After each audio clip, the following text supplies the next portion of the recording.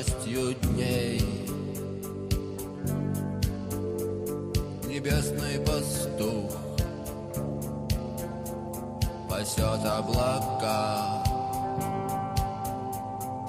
Город стреляет в ночь дробью огней. Но ночь сильней, ее власть велика. Тем, кто ложится спать, спокойного сна.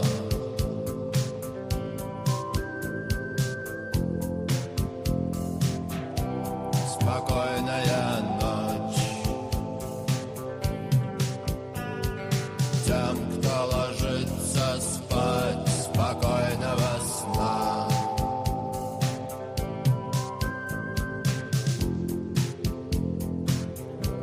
Спокойная ночь.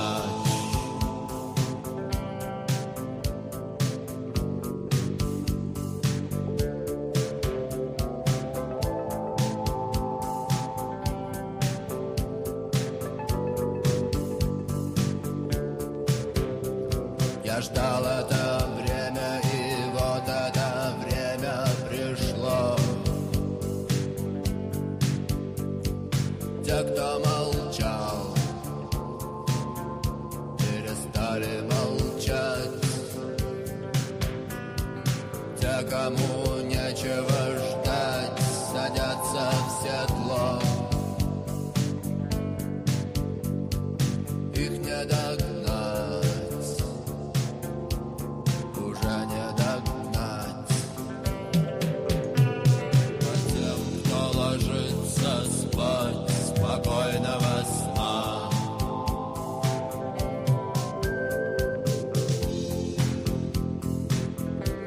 Спокойная ночь.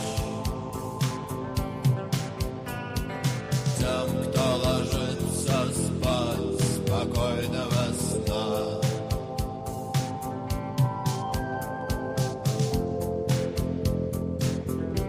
Спокойная ночь.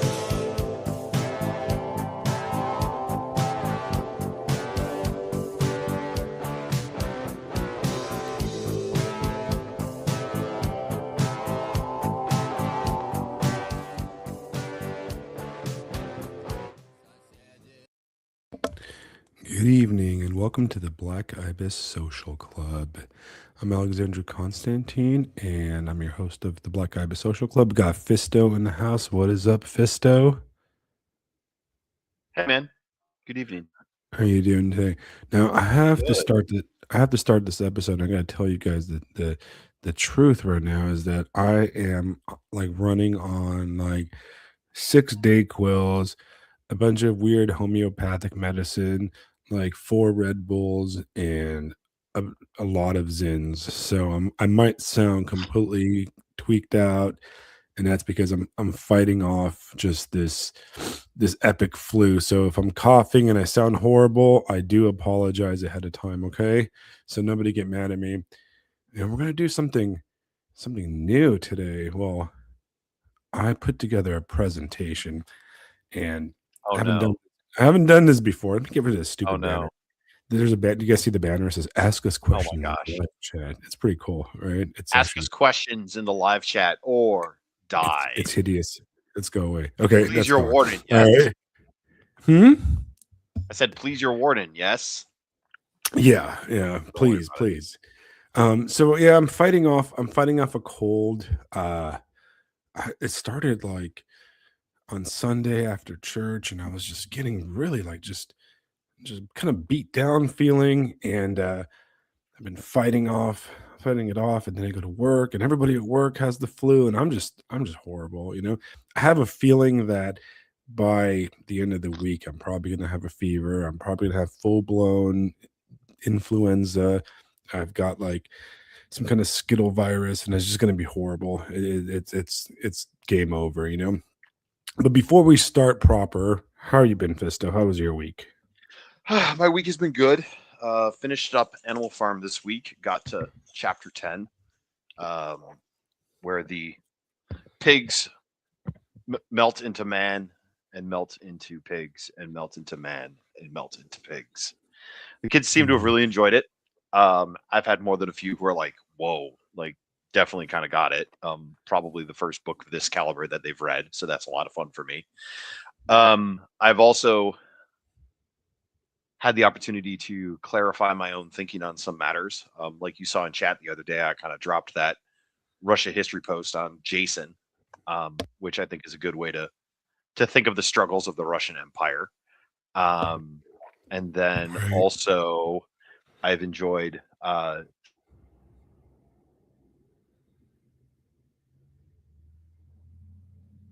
Did you die? I think Fisto, we lost your chat there, my dude. Give you a second. Oh yeah, Fisto was talking about the in kind of private chat. We were having a conversation about the Russo-Japanese War, and how the Tsar sent the Russian Navy to fight the Japanese, and it was a thorough defeat. It was just like the first time a Western European, well, I'm going to get into that next, but a European like naval fleet got completely destroyed by the Japanese, and it was kind of the beginning of the Japanese Empire's ascendancy in the Pacific. All right, so let's give Fisto a minute to come back on, and we'll start the presentation because I have a bunch of stuff I want to talk about, because it's been kind of an interesting week in Substackistan, right? Or on the net. We've had unfortunate events happening in Minneapolis that I don't particularly want to get into, but those kind of events always have downstream effects in the Substackistan spheres. You had academics agent thing, and everybody kind of replied to that. Librarian of Kelowna wrote a good post on that topic, which I defer to him because I agree with librarian on. You back? Yeah, sorry about that. The computer had to have a little nap, I guess. A little nap. Yeah, where was I? Where did I lose you? Yeah, we're talking about the Russo-Japanese War. Oh yeah. That was kind of fun. Yeah, the Russo-Japanese War. What about it? I don't know. You're talking about it in chat. Oh, okay. I was going to say, actually, there was a kind of a cool note when I was living in Japan. I lived real close to. They have the battleship Mikasa, which was one of the main battleships that fought in the Russo-Japanese War. One of the Japanese ones. Yeah, and I got to tour it. Yes. And they turned it into a museum. It's like landlocked. It's like concreted, but it's like it's pretty cool. That's very cool. Yeah, no. So what I was telling Jason, 2 weeks ago, I gave kind of a crash course in Russian history for my students, and most of them have no idea of this. I also have one Russian student in my class this year. She's from Vladivostok, which is a lot of fun for both of us. But so basically Japan, right? Yeah, basically. She's definitely ethnically Russian, though, 100%, which makes it even cooler because I guess her family came out that way from the Ukraine originally. So definitely a lot of family history there. But anyway, and it's nice because I've realized, Alex, that if I can explain things clearly and quickly to a high schooler, then I can probably explain it clearly and quickly to just about anybody. So that's been a fun thing. But yeah, kind of the idea that I got was Russia kind of has three fundamental conflicts, it seems to me. One is with the land itself, which makes sense because Euro-Siberia is a very difficult place to exist. It's very big. The current Ukraine war, it's huge. It's inhospitable. The growing season is short. It's very cold. The current Ukraine war, for example, is more about farmland than anything, because the best parts of the empire are on the fringes, are on the borders. It also has conflict with the East, and when I say conflict, I don't necessarily mean like a bad thing. Just sort of like it's probably more influence than conflict, because the Kievan Rus got started really when they linked up with Byzantium and adopted Orthodoxy, which was clearly a major moment for them. So there's that massive Eastern influence just right off the bat. And then you get the Mongolians, a little bit later on who destroy Ukraine and are the reason why Moscow is the center of that civilization. It's further north, much more defensible. And once the Duchy of Moscow was able to overthrow the Mongolian yoke, they expanded out and, became this autocratic center of a massive land empire. Then you have, of course, the classic confrontation with the West, where, I don't know if you could call it advance per se, but let's say the developments of the Enlightenment, scientific revolution, the Industrial Revolution, all of that becomes an existential threat to Russia because they're running away, and Russia is a giant target for Right. the expansionist Europeans. So they're constantly trying to catch up, and that's why the Russo-Japanese War was such a moment for Russia and specifically Tsar Nicholas II, because Japan was facing the same kind of problem. They had a deep, long period of isolation, and then Matthew Perry rolls up and says, "Hey guys, I have exploding cannons. Aren't these cool?" So like they're getting caught up just as much, but of course they did it much better. So with the Russo-Japanese War, from what I understand, Japan is more or less seeking its sphere of influence, like upstart young empires do, and Russia could either negotiate with that, which some of the czar's advisors suggested, hey, let's just figure out a deal with the Japanese and it'll be fine. Or you could have a more belligerent approach, which is what Russia ended up doing. They sent the Baltic Fleet, and it was such an embarrassment for them because, I mean, dude, the Baltic Fleet took 9 months to get to Japan. England denied it access through the Suez Canal because they were buddies with the Japanese. So they sail all the way out there, and the Japanese yeet the fleet in 45 minutes. Right. It was a pretty I massive mean, defeat. yeah, that's a massive black eye. And then, of course, the peace treaty gets settled by this joker named Teddy Roosevelt, which I'm sure the czar was like, Teddy, why is he called Teddy what? What, you know what I mean? So it's this moment of I appreciate the discussion, and then the bigger discussion we've been having, of course, in chat was about like, killing the king and the revolt of the Enlightenment, the revolt of all these anti-God ideologies. But at the same time, too, like I would never want us to forget that monarchs make mistakes, and if the buck stops with the monarch, that's on them. Right. You know what I mean? So Right. anyway, Well, it's interesting. fun I chat. guess what you can say is that I think Russia can be defined by its kind of an oscillating kind of back and forth between its Eastern identity and its Western identity, because it is a world that fits into both worlds. Russia has its Eastern Asian kind of characteristics, and then it's kind of like Eastern Slavic identity, but then it has a lot of, when you go west into St. Petersburg, its desire to become part of Europe. And you can see like through the centuries how it flips flops back and forth from, the Peter the Great kind of era where they got rid of a lot of Slavophilic kind of ideas and they rejected their Easternism and adopted Westernism, to their post Napoleonic Wars where they rejected the West and switched to more traditional, and then with communism, they once again embraced Western ideas. And Yeah, then post World War II, Stalin kind of rejected a lot of Westernisms as a capitalist kind of Western idea, and they went back towards like more Eastern kind of concepts, towards the realignment towards China and that type of thing. But they've always yeah, been in between world where they've had conflicts with the Asian East and also the European West. It's a yeah. fascinating history.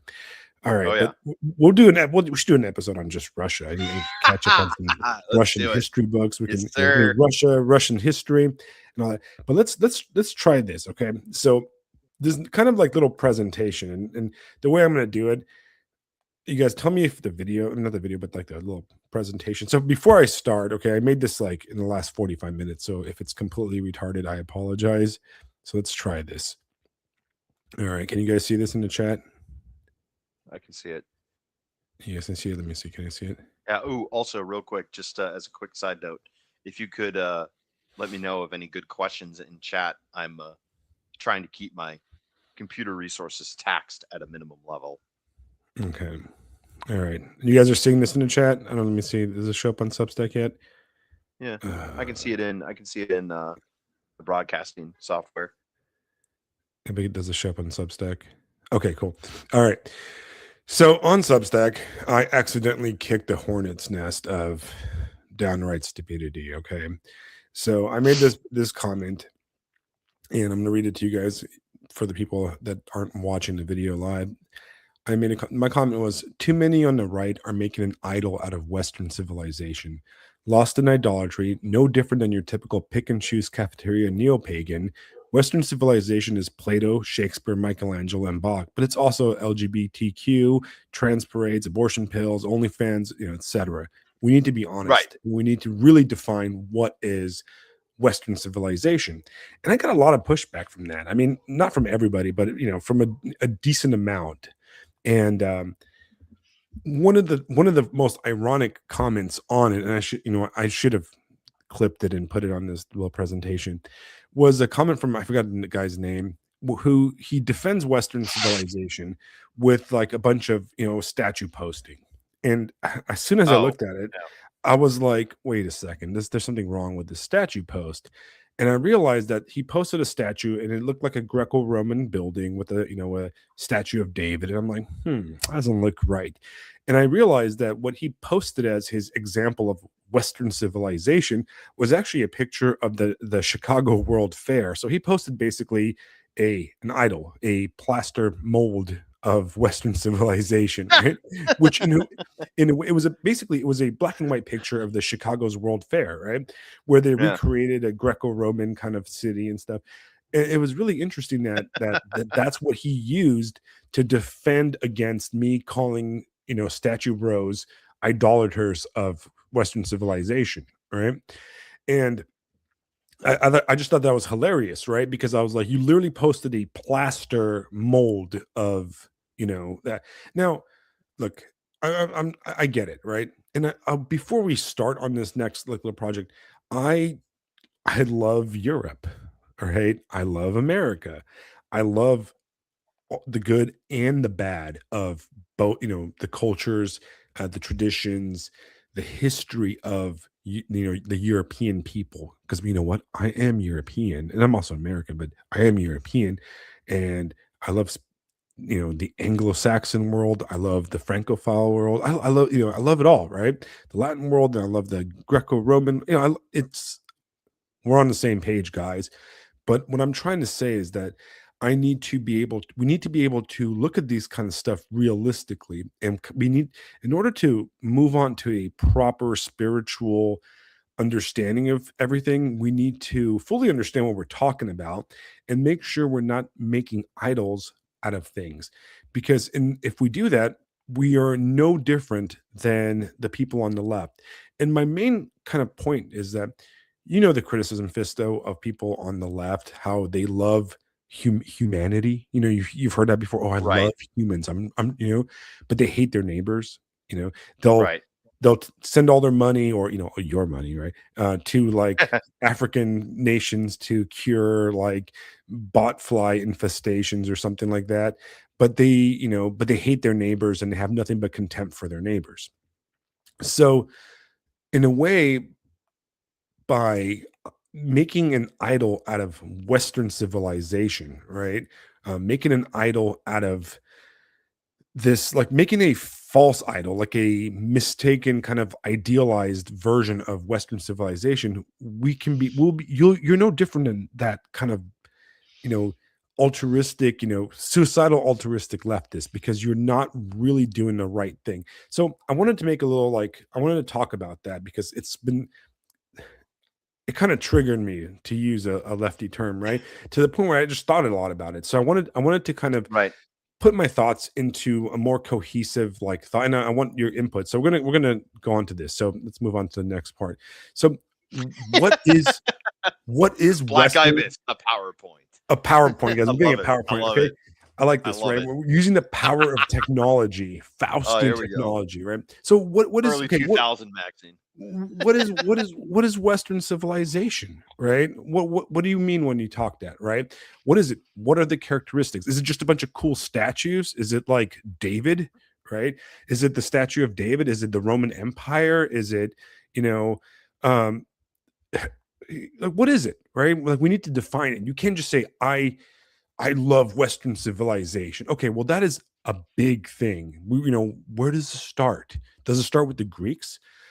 If you open, where does like most little like of your like school history books start? Usually like the Mycenaeans, right? Like the early proto-Greek civilizations in the Mediterranean, right?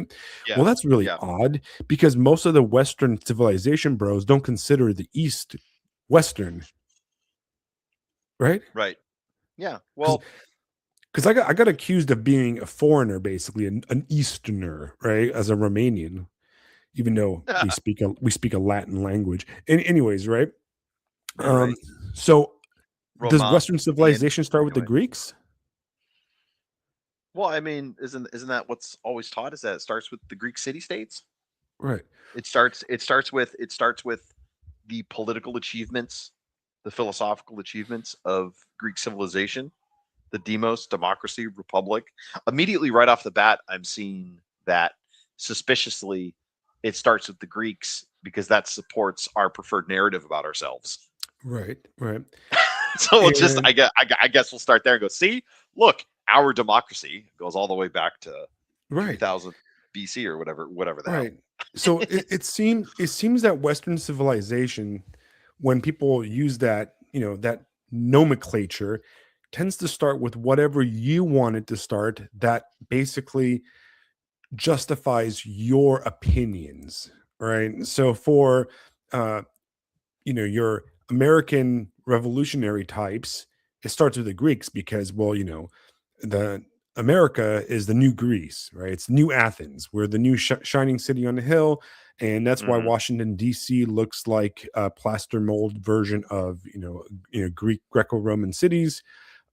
Democracy because our democracy is just like the Athenian democracy, right? It's Right, basically absolutely. it's Yeah, it's exactly basically that, the same thing. It's basically isn't right? that we've been democratic for 5,000 years. Right. Isn't that cool? We named our cities like Athens, Georgia, and Yeah. Cincinnati, right? After Greek Washington and Washington DC is Washington D.C., Greek right? for Athens. Right, I didn't know basically, if you guys knew that. yeah. Yeah, right. Sure. But if you're like a super right wing bro Protestant, it obviously starts with the Protestant Reformation and Western Europe. So it doesn't include us filthy Easterners or us filthy Orthodox, right? Us Byzantines. We're Eastern, right? Except when it's like Tchaikovsky and like the Nutcracker and all the other cultural things that you want to claim, right?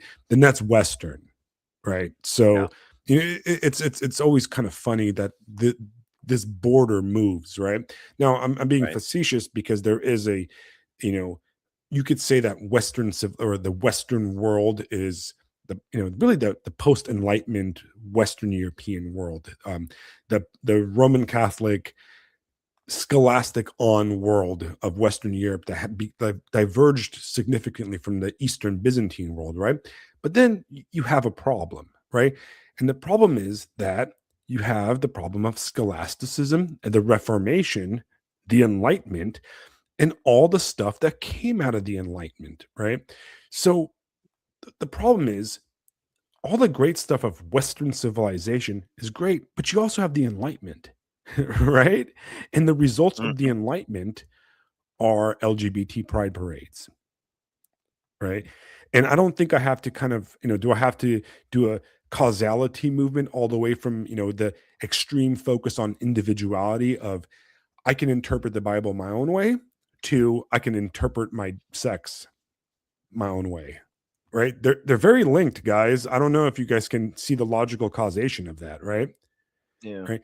And communism, fascism, and liberal democracy are also direct descendants of the Enlightenment, right? So, Yeah. you have like Nazi bros and fascist bros going, yeah, Western Civ, we got to defend Western Civ. Well, communism is also part of Western Civ because you can trace its philosophical groundings in Western civilization. But then, of course, they'll say, "But no, it's the fault of those Middle Easterner non-Muslims, right?" Yeah, But I think we're stretching the fact there, right? Because for every Middle Eastern non-Muslim that it was involved in communism, there was plenty of, European, Anglo-Saxon, Germanic people that were also involved in communism. So, anyways, you got to take both, right? You got to really analyze it. And the way I look at it, for example, when you look at Russia, Russia is stronger today because of communism, whether people want to admit it or not. Because true. well, 100% the true.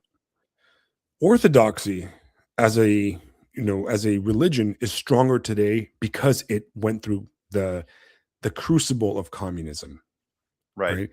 And communism is integral to the modern Russian world or the modern Eastern European world by hitting that level of extreme materialism and going through it and past it. It allowed those Eastern European countries and the people and the people studying them to fully understand the pitfalls of severe dictatorial materialism, which is what communism is, and be able to combat it better in the future, hopefully. So to move on, you've heard this term before, the Faustian age, right? You ever heard that? The Oh yeah, Faustian of age, course. right? You're So talking to a guy who's got his name's Fisto, man. Of course I've heard of of Faust. course, Give right? me a break. Give me a So break. this is going to be a presentation. This is a Black Ibis presentation for people who don't This is like basic intro level stuff. Okay, so what is the Absolutely. Faustian There will be a age? quiz later, and if you fail it, I will call you retarded. Well, what does the Faustian age refer to, and where does it come from? Okay, so the Right, Faustian sure. age refers to an old German, it's like an old German medieval mythology. It's made. I think the most popular version of it was a play by Wolfgang von uh, Goethe. How do you say Goethe? Goethe. Off. Goth. I Goat. think it's pronounced Johann like Wolfgang von Goat. Van Goethe or Van Goethe, Goat. right? Just call it Goat. All right. Whatever. So there you go, Johann Wolfgang von Goethe. So basically, the whole idea of the Faust myth is you had this dude, and he's like usually a magician or some kind of scientist or scholar, and he is just a depressed bastard. He wants more out of life. He's like studying. He's like an alchemist or some kind of that kind of figure, and he comes across the devil. Usually in the old versions, it's like at a crossroads, and in the newer versions, Mephistopheles appears to him, and he makes a deal with the devil. And what he gets is he gets like basically knowledge and power, mastery of the world in exchange for his soul. Right? Mhm. Very simple. It's your basic a deal with the devil mythology, right? You deal with the devil kind of like cultural understanding, right? And I mean, you even have like modern versions of it, like "Damn Yankees" the musical. I don't know if you ever been heard that musical before. It's kind of the I've not. same. No. It's kind of the same thing, but like instead of like trading like material power, the main character wants to trade, like he wants to become like the best pitcher for the Yankees, and he wants the Yankees to. No, he wants like his team to beat the Yankees, and the devil basically makes him into like the stud pitcher for like I think it's like the New York something like that. And anyways, it's the same story, but instead in a baseball theme. So, anyways, the whole idea is that he summons a demon to get magic and power, to get knowledge, to get material wealth, and to get control over the environment. Right? That's kind of the whole point of the Faustian bargain, right? But Right. where does the idea of the Faustian age comes from? And it's from our boy Oswald Spengler, right? And I always remember Oswald Spengler because he reminds me of Oswald Cobblepot, which is the name of the penguin. And that's how I always remember it, right?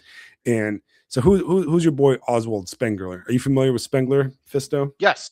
Oh yeah. Sure am. As all official right wingers should be familiar with Yeah, I mean, um anybody remotely right wing in history is going to pretty much have heard of this, or at least investigated this guy's ideas at least a little right. bit. Right. So our friend Spengler over here was like kind of like I think it was an amateur historian. I don't think it was an actual like No, he was not. yeah, He was but just he a was kind of dude. like a polymath, kind of a Yeah. you know a master of all, jack of all trades, and he he wrote all these history books, and the big one was the decline of the West or the fall of the West, right? And that's This guy's almost like a sorry, don't mean to interrupt, but this guy's almost like an Edward Gibbon or like a J.R.R. Tolkien. Like, guys, I wrote this book. Everyone's right, like, who the hell are you? Boom. right. Anyway, Well, he's basically the right wing, uh, Edward Gibbon, basically, and yeah, his whole thing was I'm gonna cough real fast. Yeah, his whole thing was cop, cop. basically he talked about cycles of history and but his focus was mostly on European history, and he kind of coined the idea of the Faustian age because he was he was big into the Wolfgang von He's German. He's German. Goethe, These are and yeah, he's German, right?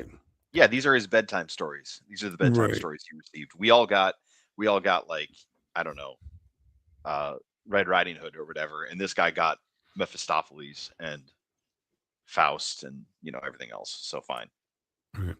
So for you guys listening, there are more into like, are more on the normie side of things, and you come across these like, you know, what do you call it? Like statue posting, the kind of right wing memes you find on the internet. They often refer to Spengler. It just Spengler gets referred to a lot. It gets to refer to a lot in right wing circles, and it's important. Have you read The Decline of the West, Fisto? Only a little bit. The language is very. It's very. What's the word I'm looking for? It's Uh, dense, I, enigmatic. It's right? enigmatic in that German way, and it's just like I think I started to read it shortly after finishing Humus Will, and it was just I can't do this right now. I'm gonna have to come Right. back to this. So it's on my list of things, but it was just no. I'm gonna wait on that guy. Right. And the decline of the West influenced a lot of post World War II right wing European guys that wrote further histories, and it really he's obviously rejected by a lot of people on the left. Except interestingly enough, Adorno and a lot of the critical theory Marxist kind of liked him, which is kind of weird and an interesting thing. But they liked him because they read a lot of their, age of communism into his kind of cyclical history thing. So it's interesting, okay. But I think that it's interesting work to read and to really understand a lot of the conversations that are had, right? So his big Yeah. thing, and I'm going to kind of like give you the what were those books called back in high school? The Cliff Notes version of it, right? Yes. Cliff Notes. Yes. This is the So, version so I'm he talked, familiar with. So thank you. yeah, the Cliff Notes version of Spengler is that he, in his, his magnum opus, he talks about the cycles of history, and the cycles of history is race, culture, civilization, right? So a unit of history, a unit of people starts off as a race. So you could say, uh, the Greeks, right? And we're talking about like the race of Greeks when they're in they're almost tribal kind of early level, right? They're they're barely developing their mystical kind of culture. They're early, like very early stage pagan Greeks, right? And then it moves on to being a culture. And the culture is the ideal place, right? And then finally it ends on the civilization. And Spengler said civilization is what culture becomes once its creative influence wanes, intellect coming to rule once the soul has abdicated. Right. So in the Greco-Roman conception of Spenglerian history, the early Greeks in the your mythical Greeks, right, in the Trojan War, the Peloponnesian Wars and stuff, they would be the race part. The culture would be like their ideal, right? Their you know I guess no, I take that back. They would be no, the culture of the Greco-Romans would be like the early republic and the ideal kind of Athenian democracy, et cetera, et cetera. And then the civilization phase would be the late empire and its collapse, right? Because at that point it spans the world, right? And he says all like major cultures or major people go through this cycle, and it's kind of a ongoing, revolution, right? So he he identifies about like 8 or 10 different cultures, but his like 3 main ones that he talks about are European focused, and they're the Apollonian, the Magian or Magian, and the Hmm. Faustian, right? So the Apollonian high culture, that's your Greco-Romans, right? That would be your Greeks, your Romans, your Roman Empire, pre-Christianity, right? And they had their, rise and fall. Your Magian cultures would be your Abrahamic, the domination of the Abrahamic religions, um, and an age of mysticism. It's called Magian because I think it's named after the Magi that came to the birth of Christ, right? And Right. it's an era of like mysticism, spirituality, um, and this would be at its like civilizational height would be like the Middle Ages, right? The Middle Ages, and then finally, the final like era of history is the Faustian age, and we go back to the Faustian myth, right? And this is your Spengler identifies it as starting at the scholastic period of Western culture, right? So once people started really focusing on um, classifying and identifying scientific things. And then, of course, this is defined by the age of exploration, the Reformation, the wars of religion, and eventually, space, right? Is Faustian, Hmm. going into space, right? And you'll see a lot of guys on the right wing, talk about like, oh, the Faustian spirit, and I take on the Faustian spirit and that type of thing, right? I mean, we've all seen those memes. I think I've seen like 5 of them posted today. Right? So that's what they're talking about. They're talking about Spengler's high cultures, and we are supposed to be in, according to Spengler, we are in the Faustian age right now. Well, the end of the Faustian age, basically, the death of the Faustian age. So some of the traits of the Faustian age are scholastic rationalism, and you guys, I don't need to explain what scholasticism is.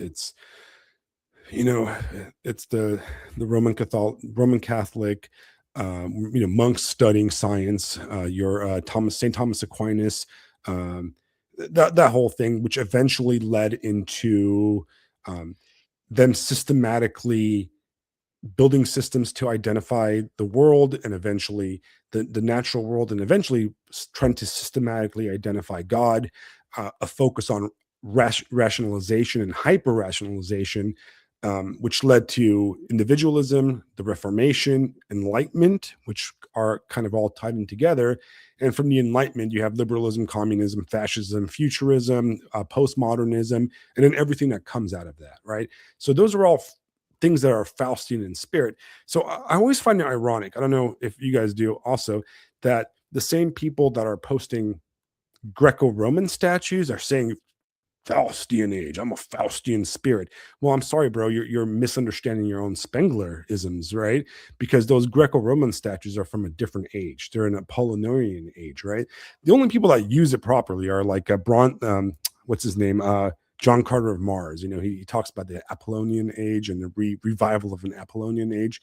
The Faustian age is communism, my dudes, right? Hmm. It's the rationalistic, you know, scientific definition of labor. It's the scientific definition of capital. It's basically, and it's controlling of nature. The most Faustian stuff you have right now are really trans people, to be honest. Trans people and transhumanists are Faustian, right? Because they're basically giving up their bodies, right? What is the goal of a transhumanist but to upload their brain into a computer for immortality? If that doesn't sound like a Mistophelean like deal with the devil, Yeah. I don't know. I don't know what we're talking about, right? Yeah. So is this Western civilization I'm supposed to idealize? Transhumanism? Because that belongs to the Faustian age, right? Elon Musk is a Faustian, right?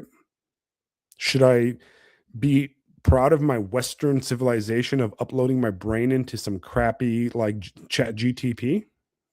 Because there's nothing more Faustian than that, my bros, right? You know what I mean, right? Yeah, no, So absolutely. I think a lot of the posting is having not thought it through to its conclusion, and or wanting their cake and eating it too. Like, nah, I'm Faustian, but I'm gonna draw the line at the part where I would end up damned. right, As if right, that's how that works. It's just, wait, what?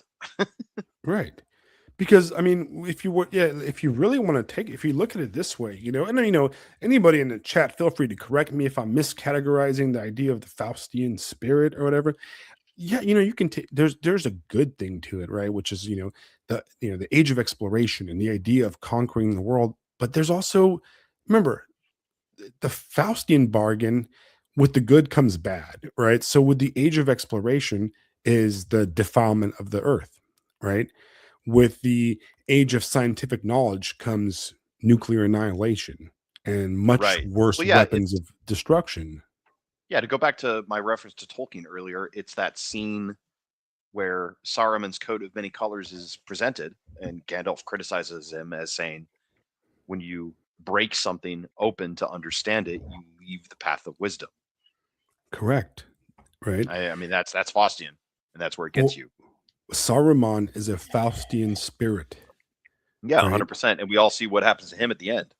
Right, because he makes a deal with the devil. He makes a deal with Sauron, right? Yep. So here's where we're going to go into this, right? Orthodox Christianity versus the Faustian spirit. Is Orthodox spirituality compatible with the Faustian spirit? I mean, anybody want to guess? Because I'm gonna, No. I have my I'm gonna opinion. guess We're gonna I'm gonna probably, guess no. I'm gonna guess no too, right? Yep, there we go. I said no. Okay. So what is the goal of Orthodox Christianity, right? The goal is theosis, right? Which, for you guys that don't know Orthodox Christianity, theosis is the transformation into the likeness of God through divine grace, right? By cleansing your passions, liturgy, that thing, right? And there's a focus on tradition, on following the apostolic faith that goes back to the Spenglerian Magian age, right? And there's a focus on community and togetherness and a unity of spirit, right? And Yeah. you compare the Faustian, the Orthodox versus the Faustian, and you really have some very simple kind of concepts, right? You have humility in the Orthodoxy versus the pride of the Faustian spirit, right? And part of an Orthodox spiritual outlook towards the world is that you have a dependence on God, that it is all about God's mercy. It is, Lord, have mercy on me, a sinner, right? That's the kind of the whole point, right? And versus that I have this assertive drive that I will attain, I will do stuff, right? The other focus is in eternity versus the material, right? A Faustian spirit is on manipulating and changing the material and temporal world, right? I'm going to myself, I'm going to transmutate myself into a computer, I'm going to make myself immortal, right? The most Faustian dude in the world is actually not Elon Musk, but that one weirdo dude that wants to be immortal, who does all those, That like, wants to live forever. I can't wait yeah, till he dies. I'm gonna laugh my ass off. It's gonna yeah, be right. fucking hilarious. That's the Faustian spirit. I'm going to Yeah. will myself into immortality through my scientific magic, right? Yeah. And then, of Right. course, you have the tradition versus the revolution and innovation, right? The Faustian spirit is a craving for novelty, and it's about overthrowing the establishment and that kind of stuff, right? I had a interesting little interaction with a little Protestant guy who was kind of dogging on orthodoxy today on Substack. You saw that little quick interaction we had. I think so. I can't Yeah, recall of it. I mean, there's so many quick interactions. I think he blocked me before I was able to save like the screenshot. Anyways, Of course. he was saying, like, what if I want to be, what if Oh. I want to be Protestant because it's the tradition of my ancestors? What if I want to be blah blah blah? And I pointed out to him, well, I actually pointed out to other people because there's no point talking to Protestants. I pointed out that No. you keep on defining everything with what if I want? What if I want? Right? Which is, yeah, I there you think go. That's the Faustian spirit. I yeah. want, right? Just to nitpick slightly, I think that specific dude was actually mocking that concept, but at the same token, you are still 150% correct. I want this, we want this, I want this, we want no, shut up. Like there was another guy that I was talking to, in a similar vein, who was talking about the Christian nationalism, and he unironically said that we can make our own reality. And I'm like, bro, no, no, you Right, cannot. right, right. That's dude, you're just another communist. Stop. Just Right. stop. Just It- repent, okay? For crying out loud. right. It's just, there's a kind of a slew of articles right now on Substack and across the internet, and they're written by Protestant guys. I think most of them are like pastors or dudes in whatever churches, and one of them actually, I came across it. I made a comment on it, and then a few days later, my priest actually shared it on our little private chat that we have for our church, and it was something along the, all of them are about the same, and they're all like interchangeable, and it was something along the lines of like, you know, maybe we can like adopt like some of the elements that people, all these people are leaving our Protestant churches and they're going to like Orthodox churches because they really like all the incense and the bells and stuff. And maybe we should adopt some of those things. Maybe we can have like a traditional service, And the whole thing is so absurd because it misses the whole point, right? Right. Like you cannot separate the idea of the liturgy, the divine liturgy, from Yeah. everything else. It's not, Yeah. we don't do the liturgy because we like it, if that makes sense, right? It's not like, No. man, I really like the incense. I mean, I do really like the incense. It's my favorite part, right? I mean, it's one of my favorite parts, and I like the music and I like everything, but that's not Yeah. No, why we do Alex. it. Alex. Yeah, no, Alex, if I could say something, as somebody who suffers with chronic pain and has permanent Charlie horses, the liturgy is a pain in the ass. But I mean that in the best way. That is exactly what it's supposed to be because I'm a fucking retard. So yeah, Right. it's medicine, it's surgery, it's medicine, it's you suck. This sucks. Good. That's the point. Right. The oh, we could have a traditional service. No, the logic there is coffee shop sales are down. Perhaps we should sell incense. That's all that is. It's not any real understanding of, Americans. I hate to say it, but pain is not optional. Right. Pain is good. Suffering is good. Not being able Right. to DoorDash a cheeseburger to your face is amazing. That Right. is intent. That is working as intended, my friends. I'm sorry. So let it happen. Just let it work the magic. Because even though I said, literally came out of my mouth, liturgy. No, I'm glad it is. Thank God it is, because otherwise I would still be. I don't even want to think about it. Thank No. God it's a pain, because otherwise I'd be garbage, even more so Right. than I am now. And like it is difficult, right? Standing for look, Yeah. man, wait till you've done the liturgy of Saint Basil. That's a long one. Oh yeah. Hey, I'm taking work off Friday. It's a Basil service because I guess it's one of his holy days or whatever. And I'm taking Right. Friday off to go. And I'm just like, better do squats, better stretch, better, well, not eat a good breakfast because I don't think you're supposed to. I don't even know. But it's like, yeah, let's go. Like dude, I've never taken the day off to go to church, Right. and here I am. Right? I'm like, Yeah, let's. I'm going to the gym, bro. I think I went to church like 10 days like in a row for Wow. the for nativity, and Dang, I'm gonna okay. you know what our priest told us about the upcoming Lent, and he's all like, I want you to come to every single one. That's what he said. He's just like, I'm telling you to come to every single one. Yeah, you're coming to every single one. So you know what, Alex, it's some of us in chat can deadlift 600 pounds, but can you deadlift 87 days of straight church going. Right. You But know, yeah, but it's like, once again, it's not about like, oh, the pride of like going to church or anything no, like that. It's no, about that it's fun. It's it's not great. about us. That's the kind of Yeah, the point, right? The point is not like, yeah. it's not about like, I think like I want to vibe with some guitar. It's not about No, you. It's not yeah, like, it's exactly. not that. It's they're worshiping. I Yeah. hope you guys on Substack are seeing my slides. I put a good 30 minutes of work into these.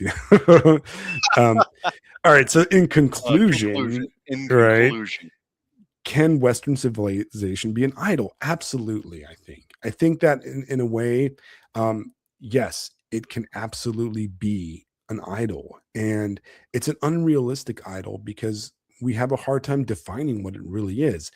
Is the Faustian spirit a good thing, or is it, a thing that brought us to where we are today? Well, it's in its definition, right? It's literally a story about the deal with the devil, right? why would anybody think that ends well? You Like, know, I not even the think story. The story that not like this. It doesn't have a happy ending. I mean, the the one of the the things. go One of the things. Sorry, go ahead. the Gota, I keep saying, I want to say Gautier, like the singer who sings that The stupid goat. Just song. call him the goat, man. Just call him the the the goat. goat version does have a good ending Goat. because the Virgin Mary comes and like decides to like take him back to heaven. Oh, So it's okay. kind of convoluted. But It's fine. but yeah, I mean, Twin Peaks is about the Faustian bargain, right? Of Yeah. civilization and technology, right? It's all about, we have to accept that. But you know what? We Yeah. cannot deny the Faustian spirit. The Faustian spirit did bring us where we are today. And like Jason in the chat said, the American pioneer spirit is driven by the Faustian age, right? The spirit of going and controlling the land, and that there's some good elements to it, but that part of that pioneer spirit was, after the pioneers went, then they built oil derricks and sucked the land dry of its life, right? They depopulated like the buffalo herds, and and all kinds of stuff that came along with this. So there's, what it's trying to tell us is that there's a huge trade-off, right? Our technological age has given us wonders, amazing wonders of like medical and comfort technology. Um, the fact that I can like do my banking and pay my bills on my cell phone and talk to my mom across the country is amazing.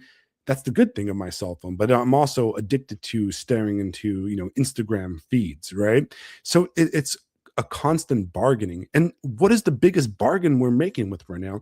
I mean, we're talking about like AI, where we're literally going to design and invent machines that will take away our ability to think, right? It's the ultimate Faustian bargain. I don't want to do Yeah. grammar, so I'm going to let a machine do my grammar for me, right? And that's I why don't want to do spelling, so I'm going to let it do that. Now it's going to do the sentence writing. Now it's going to do the paper writing. Now it's going to do the book writing. then it's going to drive my car, then it's going to run Then my it's going to drive my car. civilization, then it's Yeah. going to run everything. And then people like Elon Musk want to put it into my skull and just run my entire life, right? It's going to be my wife. It's going to, so yeah, I get Yeah. ultimate like robo goonin, but I also am no longer human, right? I am, No, you're not. and where does Faust end in the bargain? In hell, right? So in a way, yeah, like maybe we should reject this. Maybe we should look at, so there was this great series of books, right? And they're written by Father John Strickland. And the first one is called The Age of Paradise. And it's kind of a Orthodox Christian view of history. And there's 4 books, and he kind of names it his different ages, but the first age is The Age of Paradise. And I'm probably going to do a full series on these books Ooh. eventually, right? And I think everybody should read them. But his breakdown on his kind of like riff off the Spenglerian ages is, and Dr. Zachary Porku on his podcast talks about this too. A better way to look at it is that we have the pagan age, which is the pre-Christian age, the age of mysticism, the age of pure paganism, which is where everybody fully believed in all the pagan gods, and the idea, the world was a sacred world, and you can take a lot of like Mircea Eliade's ideas into the pagan world. And the second age after that is the Christian world, right? The age of paradise, the age of Christianity, which went from about the birth of Christ all the way to really the Enlightenment, right? And then you have the modern era, and then which is the secular era, which I would say starts with really the Reformation and ends through the 20th century, and then finally what we're entering is really the age of nihilism, is where we're at right now, where even the ideas of the secular age have completely fallen apart. Right, we're in an age where even the Faustian ideas of self actualization and that kind of stuff have fallen apart, and nobody believes anything anymore. It's basically pure individualism. I'll do what I want, and it's ultimate like postmodernism, to where everything is relative. There's nothing left, and it's led to kind of a weird nihilism that we've kind of fallen into, right? So there's some very interesting kind of things to think about that. We can go in that type of stuff, in the future, but yeah, Yeah, it's almost like paganism without the afterlife. yeah. And so Ugh. when this is something that's we're gonna get completely hated by everybody Whatever. now, because I'm gonna go into this Bring it. topic, which is Christian nationalism, right? Bring it, bitches. So a lot of the stuff about Western civilization and the Faustian age, comes from it's a right wing thing, right? And in the same currents, you have the idea of Christian nationalism. And I've noticed on Substack kind of an explosion of Christian nationalism retardation. I don't know if you've seen those accounts, and it's like the AI account, and it's like glowy as hell, right? I mean, it is the glowiest things you can have. And you can actually look into like what some of these people are, like who they are in real life behind these accounts, and they're just the most ridiculous like retards on the face of the planet, right? But I'm going to make the statement that I think defines our view, right? And I think you're going to agree with me. So we're going to make it the Black Ibis Social Club idea, right? All right. A Christian nation cannot exist until you have a nation of Christians. Yeah. Does that make sense? Yeah. You cannot have a Christian nationalism without a nation of Christians. Now, I am not against the idea of a Christian nationalism, right? I for example, I believe in the Byzantine Christian and Orthodox imperium, right? Where individual nation states, for example, like Romanians or Americans and Greeks or whatever, are under this greater Orthodox imperium, right? The only problem with that, right, is that you need nations of Christians to be able to do that. And we don't have a nation of Christians, right? No. I would classify the United States, America, and the Faustian West, if we're going to use those terms, as a post-Christian apostate state, right? Because not only were we at one time majority Christian, but right now we are majority Christian apostates. Like our culture, not you, bro. I know you, bro. You love Jesus and everything, and you go to your church every Sunday and you love your Bible, right? But that's not everybody, okay? Everybody is out there protesting and being crazy and being degenerates on OnlyFans and stuff. We are a Christian apostate nation, and we have to accept that fact, right? Right. So a Christian nationalism, a Christian imperium or whatever, needs to be bottom up, right? Yep. Rome was converted into Christianity. It took about 500-600 years for the Christians to convert Rome. It was done bottom up. It was done by the martyrs, did it by accepting the laws of Rome, standing in front of the lions, going into the Colosseum, getting murdered, escaping into the desert, building the hospitals while they were doing that, continuing to do the liturgy while they were doing that. And they converted from the bottom up until, it wasn't like Constantine was, yo, I'm Christian now, everybody's Christian. No. It was a hundreds of years of, and all that was undone by our Faustian individualism that we live in today, right? So if we're going to ever do it again, it's got to be, you got to do it next door. All right. You got to do it one step at a time, one church at a time, one person at a time. And maybe in another 600 years, we might have another, the reality of Christian nationalism, right? Top-down religious nationalism does not work. All right.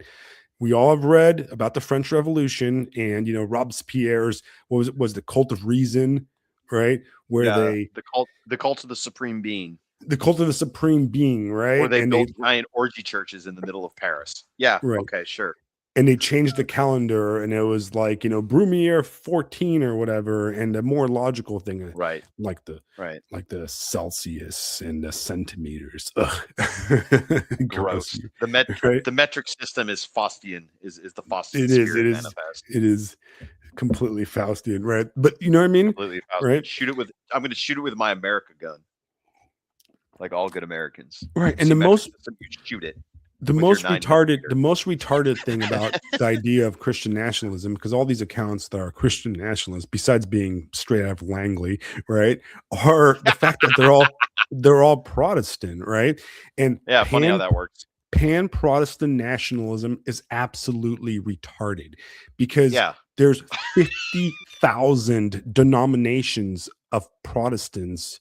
Right. There's probably like 20 between my house and my church, which is like about 30-minute drive. I probably passed like 17 different Protestant church, and they all hate each other and believe something completely different. Yeah. Right. You can't have a pan-Protestant state is just waiting to get conquered by the communists. That's all that is. You're just waiting around. You're just waiting around for the final defeat. That's all that is. Right. Because I mean, I can go across the street and there's a like a Black Baptist church with old ladies with crazy hats, and they're singing about the Spirit. And then a few blocks away, you've got the Church of the Bible with the giant movie screen, and the guy's talking about how much he loves that Middle Eastern state, and it just, none of you guys agree on anything. How can you have a nation when you don't even agree on basic theology, my dudes? Right? That's ridiculous. It's just absolutely retarded, and there's no even point in even like engaging with that kind of stuff is absolutely stupid, so like that's kind of the end of that. If you want to live in a Christian, I almost feel like, go ahead. Sorry, I don't mean to interrupt, but I almost feel like Jason's Mormon project, I think in a lot of ways that's going to be a very excellent nail in the coffin for the whole idea. Like, I'm really excited to see what he comes up with, but I think his general idea is very correct, which, correct me if I'm wrong, but like Mormonism is the American Protestant sect, and to think that any of these others are even going to remotely compete with them is ridiculous, because they have the unity, they have the money. Yeah, Mormonism is Faustian, bro. I'm gonna get my own planet. I'm gonna get my own planet. I'm my own prophet. Planet full of bitches. Prophet. Planet full of bitches. Hell yeah. My own prophet. Anyway, I'm gonna make it all the way to my own planet. It's gonna be Planet Xenu 4 is what I'm gonna name my planet. And it's gonna be purple, and it's gonna grow purple. That's crazy, dude. Purple flowers and buds on it. I mean, come on, man. All the purple. All right. Purple supremacy. I'm a master of my planet. But yeah, I mean, it's just stupid, man. It's just not even worth it, man. And like I said on Substack, if you see these these accounts with the flaming Jesus, and it's got like a sword of Archangel Michael and stuff, and it's like, yeah, you got to respect the Christian national. Shut up, Fed. That's really like stop. Fed. You're embarrassing yourself. Go home. Shut up, Fed Tard. Go back to that tent revival. But I mean, just like, let's just be honest here. Like, you don't even know what you're talking about half the time. So these people are stupid. Right. It's just not even worth it, right? It's just clowning. All right, so let's talk about my next topic. Moving on. Let's talk about Emma Collins. It's our girl Emma Collins. Oh, yes. Again, yeah. All right, you guys are right. So Emma Collins, right? Let me see if I can do this. I'm gonna do this. See if I can do this. This is gonna be. I'm trying to be high tech today, my friend. Man, we're so high tech right now. High tech. Faustian Black Ibis. Right. We've sold our souls for PowerPoint. I'm so excited. We're gonna do this. Boom. All right. Oh no! What are we doing? I'm terrified. I'm terrified. It's not up on the stream yet, but I see what you're doing in the little box there. Has it gone yet? Let's see. Let me put it up. Yeah, put it up on the stage, man. Let's go. We're gonna take a dump on this SA and total in We're gonna specific. take a mad dump. Every All right, you see we're it? gonna take a All mass right. dump on every sentence All right. individually. So Emma Oh God, Collins here it is. from the Metropolitan Review, a highly erudite intellectual publication on Substackistan, all right, has Whatever. decided that Paul Kinsnorth's fantastic work of philosophy and kind of that we did an entire episode on is horrible. All right. And Yes, it is. it made me mad. Right. And the reason so the reason I bring this up is because this is actually an example of the Faustian like kind of spirit poisoning your mind. All right. And this is the example of it, right? So Miss Emma Collins, who is a woman that lives in Washington, D.C., has decided that she doesn't really like ortho bros at all. She doesn't like these guys. And Paul Kingsnorth really reminds her of her ex-boyfriend or something, right? And she's saying that what's ironic about these types, especially in America, is that it never occurs to them that they pay homage to the First Amendment with its guarantee of religious freedom, a product of the Enlightenment, the very condition on which they're licensed to worship rests. So did you know, Fisto, that the reason you worship God and is because the Enlightenment? Yeah, absolutely, man. Jefferson's Bible, baby. I've got one sitting under my pillow right now. Like, if it, you know what, before the Enlightenment and the First Amendment of the Constitution, there was nobody worshiping. There was no Orthodox Christians at all, or any Christians, because we didn't have that right. What are you talking about, woman? Like, you, am I insane here, guys? Like, right? Like, am I like ludicrous here? Right? Like, even in the. So you're telling me that speechless. I'm speechless. Like this level of like extreme retardation, like left me speechless. I like it's highlighted there. I highlighted it for everybody, for myself, because I was just like, okay, so you're telling me that during the most oppressive eras of communism, there was no Orthodox Christians. That during the height of the Roman persecutions, there was no Christians, that they were just sitting around waiting for the First Amendment and the Age of Enlightenment to allow them to worship. It's almost as if like the very condition on which they're licensed to worship rests. Bitch, my savior walked out of the fucking tomb. I don't give a shit what the First Amendment says. I mean, I get it. First Amendment, very cool. But come on. Really? Jesus. You have to stay in the tomb, man. First Amendment doesn't say you can come out yet. Right. What? Like, tell me you have no idea how religion works without telling me you have no idea how religion works. Right.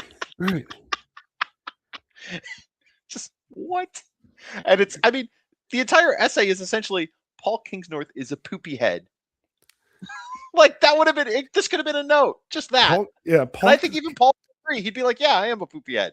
Yeah, he's a poopy head because he's got a beard and he's Orthodox, and he at least it would be correct. He doesn't respect my girl boss authority, right? Like, I'm a sinner, so yeah, fair enough.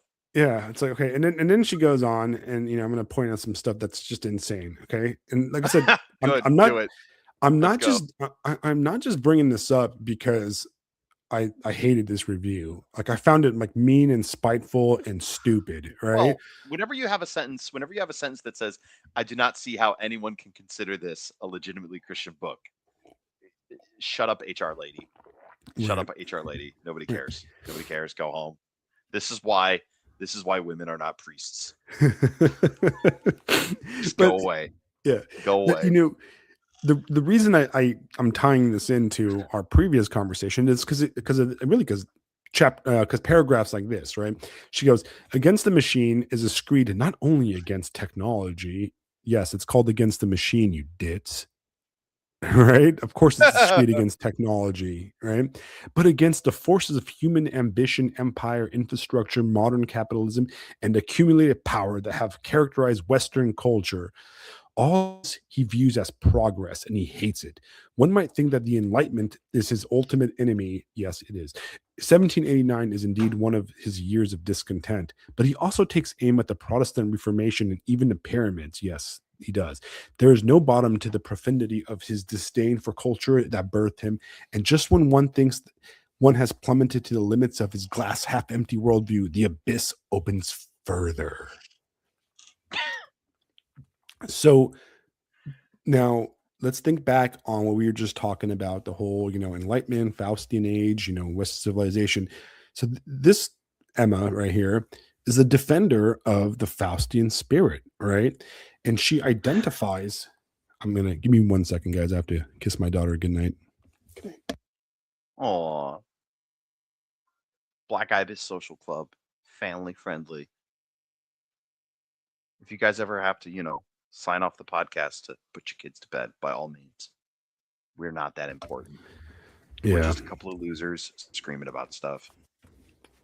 Anyway, welcome back. I mean, look at this here, right? What is she defining? What is this? And I believe she's a Christian, right? I believe she's actually a Roman Catholic, right?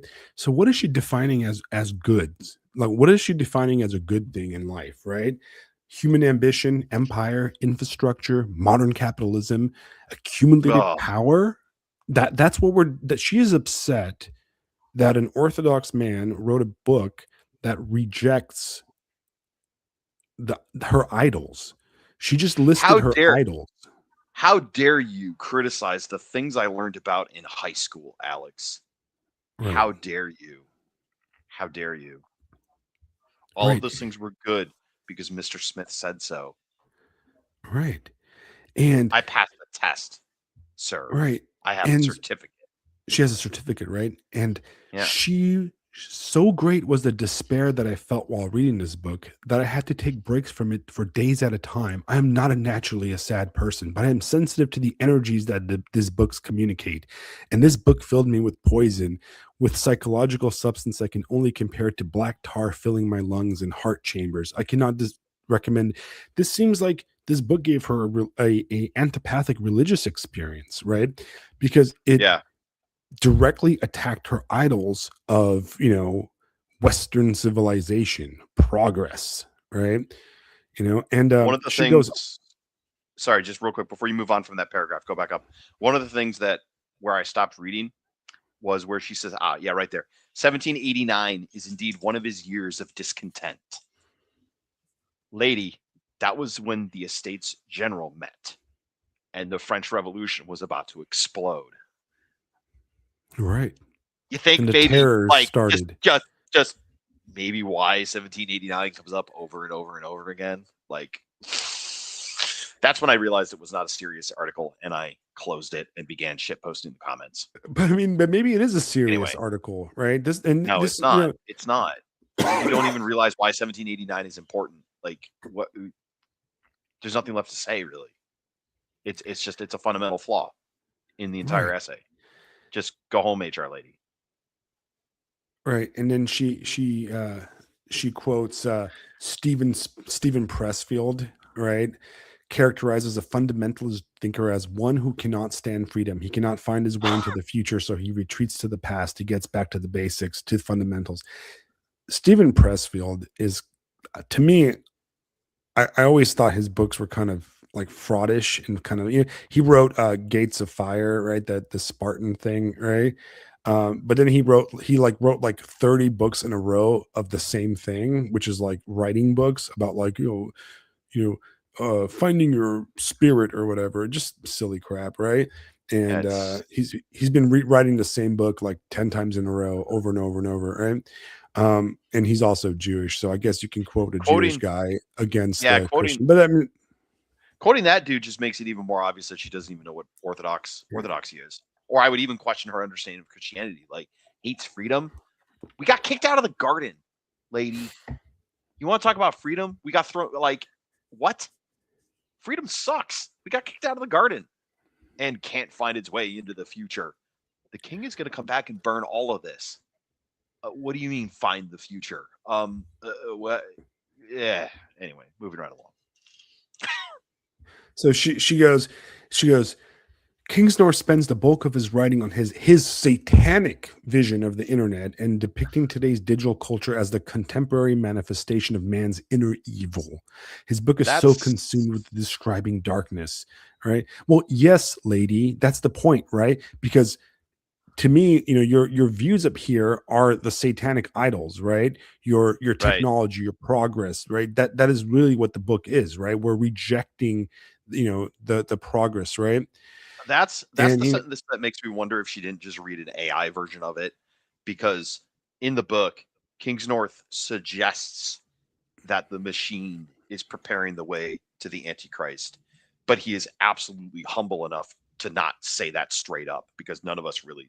I mean, he's not. He's in my mind when I was reading it, he was very careful in with that, because even me, like, the hairs go back up on the back of my neck when I start thinking about that kind of stuff.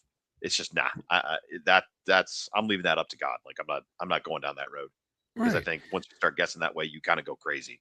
Which he was, in my mind, he seems wise enough to recognize that. So of course it's like, did you even read the book?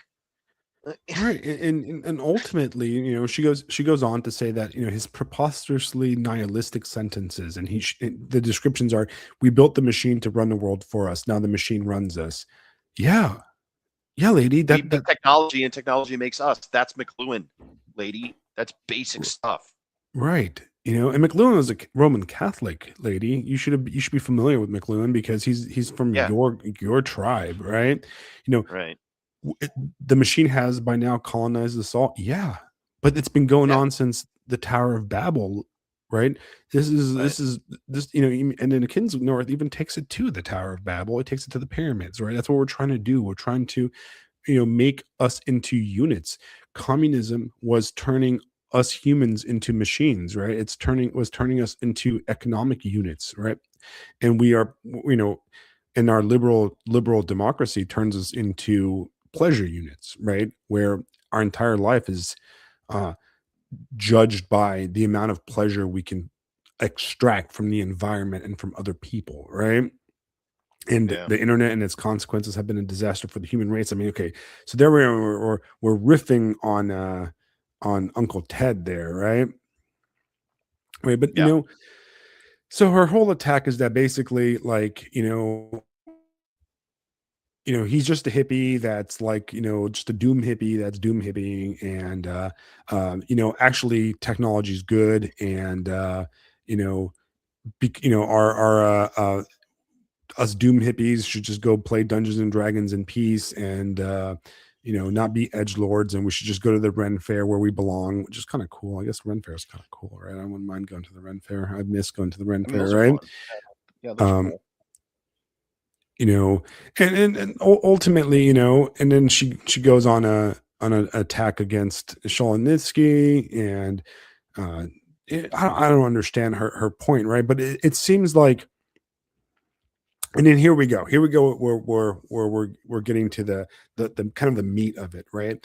She goes, no thanks, I'm half Andira Dark hillbilly and half Washingtonian swamp creature, and I love the. There we go. I'm sorry, I'm a foreigner. It's fine. And I love I'm up around that way, so How do you say it? Adirondack. Adirondack. Okay. Adirondack. Yeah, mountains in New York, man. They're fantastic. Oh, okay. See, I'm a foreigner who grew up in the West Coast, so I'm not. That's okay. Familiar. We still love you. Right. And Appalachia was a hard word for me to learn, and I didn't learn it until I moved down here. Appalachia's a tough one. Yeah, absolutely. So she's a Adirondack hillbilly and a half Washingtonian swamp creature, and I love the American flag and all that it stands for. Idol. If Kingsnorth is coming for even a threat of it, he'll have to pry it from my cold, dead claws. There's a supreme irony in the amount of time Kingsnorth spends in inveighing against colonization or uprooting a people from its traditions, and yet it's clear he'd love nothing more than to relieve us American patriots of many of our hallmarks of our collective culture, right? He sees against the ambitious, expansive United States of America, calling us our first century nothing more than a newly incorporated business, and raging against us, spreading our core values of individualism. Not surprising for anti-enlightenment, bro.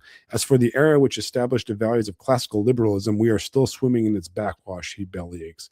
Well, yeah. Right. I mean, Once again, how dare you? Look, I saluted the flag every day when we said the Pledge of Allegiance before school started. How dare you, sir? This is Fallout. Fallout has a deeper understanding of skewering American patriotism than this lady could ever conceive of. All right, it's just no. It's just silly. yeah. It's silly. I mean, let's be honest, right? So this is, and like I said, the reason I brought this hit piece up, right? This Yeah. abortion of a review is because it is the representation of this kind of like, it's the same spirit that I was attacking in my comment about Western civilization, right? Which is, well, how dare you attack my cell phones? You know, I have a God-given right to cell phone and OnlyFans, and you know, it's kind of First like Amendment, baby. it's that hick-lip. I mean, yeah, those godless transgender mutants might be, you know, blah blah blah, but you know, and they're spreading their skittles and all this stuff. But that's the American way, and we're gonna spread that individualism all around the world. You know, it's the God-given right to spread that individualism all around. I mean, come on, lady. You know what I She's a mean? Like, you don't neocon. understand. That's fantastic. You don't understand why having an American eagle in the Gap in downtown Tokyo, downtown London, and Paris, and everywhere is maybe kind of a crappy thing, right? Yeah. That, you know, like spreading like, you know, just our corporate tech culture to everywhere in the world, where everything has becomes one just giant massive corporo slop, you know. It's Yeah. you know, where the Faustian spirit ends up in Night City, basically in cyberpunk, right? Yeah. Anyways, all right. So I don't know, that this one kind of it kind of pissed me off, you know. And you know, I don't know if what you guys think about it, like yeah, I don't even know what to say, man, right? What kind of comments are we getting? I don't know. Let me see if we got here. So yeah, you know, Jason is making fun of my ability to pronounce Indian names, and you know, I'm sorry. Okay, all right. You You know, know, I think one thing that's interesting. So I posted, and I actually pinged her on notes that we were roasting her review. So it'll be interesting if she listens to this episode. You should timestamp when we start talking about it, but only because like I would happily have a conversation with somebody like this to really hash out the book.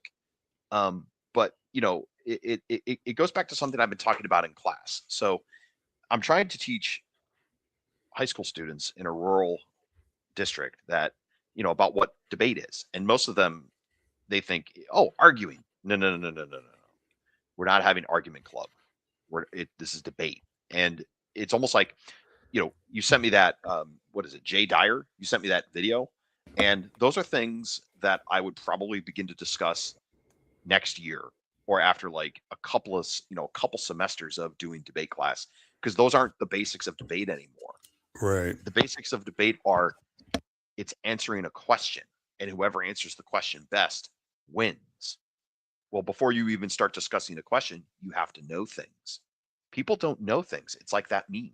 Liberals don't know things. They don't study facts. They don't study history. It's built completely on fantasy. I said multiple times in class today, guys, a lot of people argue based on what they saw in a Marvel movie. And you could just see the smiles light up. They were like, yeah, people don't know things. And then it's Right. even trickier because the next generation that's coming up, not only do people not know things, so therefore they cannot then teach them the things, but figuring it out on their own is more difficult than it's ever been. And what I mean Right. is you've got the Library of Babel internet, where those AIs and the LLMs and all that stuff that kids rely on. Guys, we're literally building librarians in order to use the internet. Think about that. And then I had one Right. student who was talking about, hey, you know, problems with the media and problems with this and problems with this. And I looked right at her. I said, those were problems when I was your age. Can you imagine how much worse it's gotten? Everything you've said is exactly true 35 years ago, kid. It's There you just go. a giant spiral of idiocy. And, you know, I Yeah. just in case I'm not, you know, for posterity for the podcast, Emma, whatever her name was, I forgot already.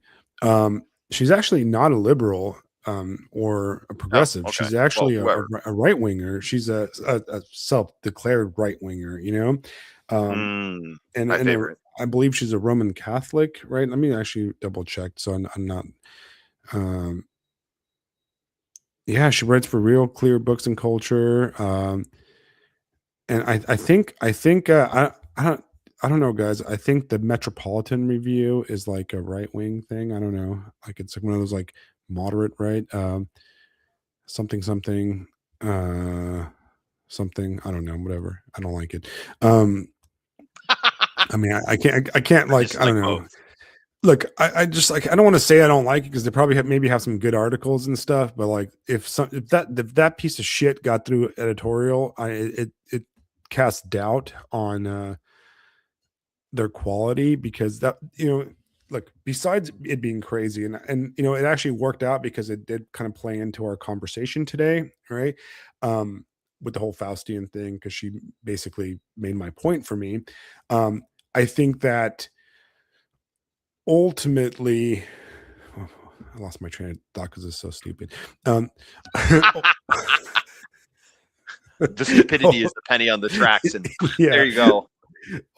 Ultimately, if that you know the problem with her review was that it comes off as she like refers to like her ex-boyfriend like a bunch of times and you know she like Yeah, it just comes off no. as like this guy reminded me of my boyfriend, my ex-boyfriend, or some dude that like I didn't like it. I ran into a church or something like that, so I hate him. You know, and it comes off as like the most catty, feminine thing ever. You know, Yeah. like it's like me writing a He's a book poopy review head. of somebody He's a and poopy like head. making fun of their hair. Yeah. Yeah. That's And got then anything to do with it. right. It's like, oh, cool. You don't like his beard, right? I mean, and it's really like in the chat, you guys are talking about this right now, but you know, they're talking about like right wing needs some serious gatekeeping. Well, right. I think interestingly enough, in the last year or so, we've abandoned the idea of conservative, right? Which I've never been a conservative. No, don't ever put that on me, right? Never been a conservative. I don't believe in conserving anything, right? Right. Except preserves maybe, you know, I can pickle a good cabbage, but Yeah. You know, I want to bring uh something in. I want to bring something in to relate back to Christian nationalism, and it's an article that I need to read. But there's also been some chatter about political alignment in the United States, and the article in question is from the journalist Matt Taibbi, and he's talking about how you've got this core of people in the United States now that are, you know, we're growing more and more and more independent, right? And on the one side, you've got Republicans, which a lot of the independents are kind of like, eh, right? And then you've got the Democrats on the other side, where a lot of the independents are going, fuck them. Absolutely not. Ugh, right? right, So to approach it as conservatism and right wing, and no, guys, we've gotta ignore, not ignore, but like it's not necessarily gatekeeping right wing. It's no, we need to transcend right wing. Months ago, I was thinking about the idea of it's not right versus left, it's civilized versus barbarian. We need to push towards the divine order, the imperial ideal, pointing towards we need to start pointing up instead of not up. Because at the end right, of the day, isn't that what, you know, any kind of, I mean, politics is dirty, but if it's going to reflect the kingdom of God, you have to point up. If you're not pointing up, you're pointing the wrong direction, right, right? right, because What else is ultimately, there you to know, say? you know, you can't put your trust in princes, right? You know, No, no, it's you right can't. there, right? No, like it doesn't mean you got to roll over and go, oh well, I guess I'm going to get, you know, gang raped by communists. No, that's not what that means. Uh, Right, it's to have to think that anything that we do on earth is going to ultimately last. It is not going to last. The things that you do in my mind, the things that you do in my mind, it's more for the sake of your eternal soul and the eternal souls around you. That's Right. why we're doing what we're Well, doing, because we're getting ready for the kingdom of God. So right. everything that we do in politics, whatever it is, and this applies inside a profane techno-pagan republic, we Right. have to be going towards whatever the kingdom of God is, and that's it. And that's really the point. You know, interesting. Last night we had some friends over, and we had like a little dinner party. And I'm a fan of dinner parties, guys. I don't know if you guys know this. I think that I like having people over. I like cooking for them. I like, sitting around enjoying a meal with, friends and family and stuff. I'm gonna cough. Excuse me. Sorry, this flu sucks. But and of course, over dinner, the topic of Minnesota came up, and it's kind of something that my wife and I have been talking about back and forth. And my wife is a lot. So I need to. We have friends that are all across the political spectrum, right? I can have conversations that are very similar to what we're having right now, and I mean, some of my actual real life friends are in the chat, or they've been in the chat. People from my church are in the Woo! chat sometimes, But I also like, have friends that are, on the spectrum of normie, right? And I even have friends that are, on the shit lib side of things. Yeah. And I'm, for the most part, we all get along because we live in a community, and, we have to kind of, you know, interact and be together and stuff. Yeah. And um, one of our acquaintances, she's out there, and she's all like, "Oh, I'm going to go protest up in the city and blah blah blah." And my wife's kind of bummed out by it. She's kind of bummed out by the whole Minneapolis thing. She's kind of become a little bit, she like spends too much time reading all the news and stuff, and she's Yes. she's Yeah. very conflicted. Um yeah, Jason McGinty says, and online friends who are on the spectrum, if you know what I mean. Uh and right. So I mean, so my wife is conflicted about the whole thing because she didn't, and I am too, right? Like I I'm I feel sorrow for all the events, right? I feel sorrow for people getting killed. I feel sorrow for all that.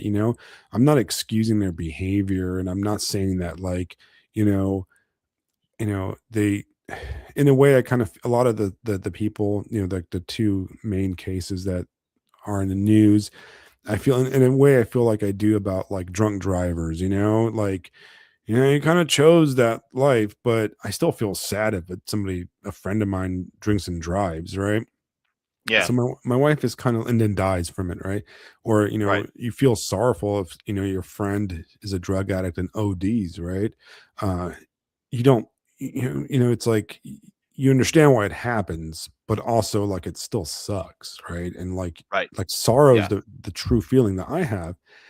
And it's, I wish we didn't live in this world. And look, I know it's all a color revolution, and I know all that stuff, right? But a Right. part of me, so this topic came up at dinner last night, and my wife's like, she's like, I just don't know how to feel. It's like overwhelming. There's so much stuff, and I agree with her. But me, I just don't care. Okay, like I don't know if you guys noticed, but I really just don't care.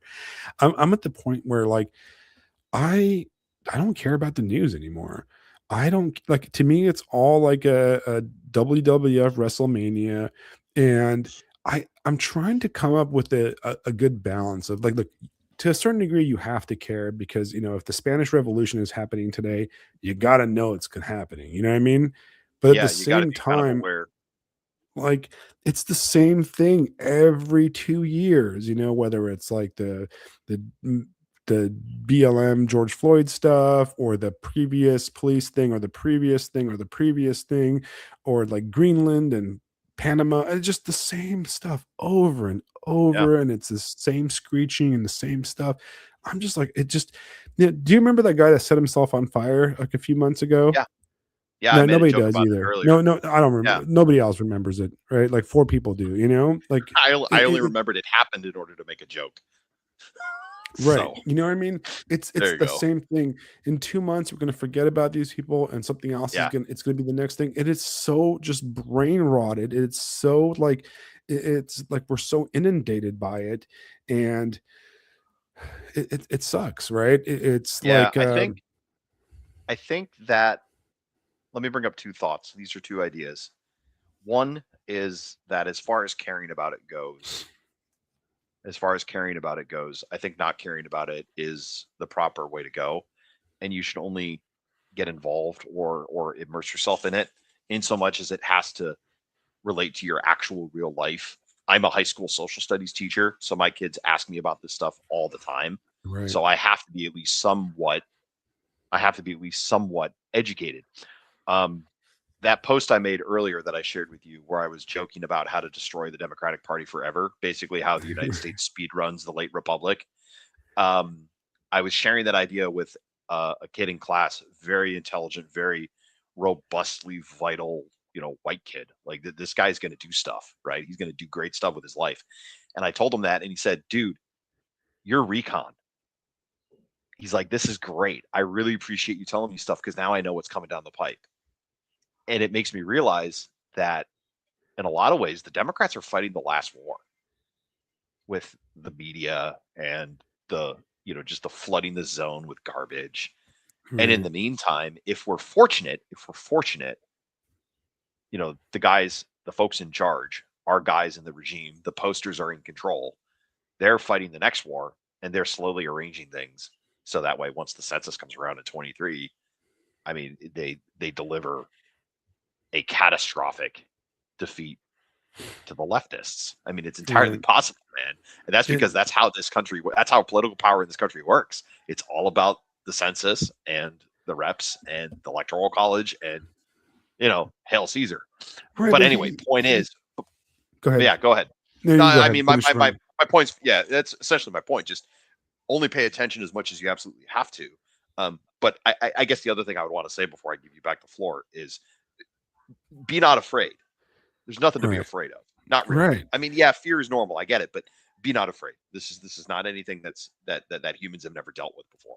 Yeah, To quote Fallout, war I never have changes. no, like I said, like I don't like, to me in a way, and I realized this like the other day, like I'll scroll through Substack and Twitter and stuff, and to me it's entertainment in a way, which is really messed up when you really think about it, right? Like I'm like, ooh, let's see what the police beat up today, or let's see what crazy liberal, on today's episode of crazy crap going on in It's the Minneapolis. best episode of Cops ever. That's all it is. Blue-haired psycho Cops. is like, it's just a Jerry Springer Yeah. episode, and it's just like, Yeah. and it's gross, it's gross, it's grotesque. Like this is our culture, dude. This is the death of the Faustian spirit, right? Yes. A bunch of blue-haired obese lunatics getting shot by the police, and it's just what happened, and it I sit there and I scroll through the stuff, and I watch all the takes, on I listen, not listen, but like I scroll through the takes on notes, and I'm just like, it's funny. I'm like, and I catch myself laughing at like whatever retardation is going on. And then like I feel like this budding of emotion. And then I go, no, this is exactly this is the intention. Right. And Right.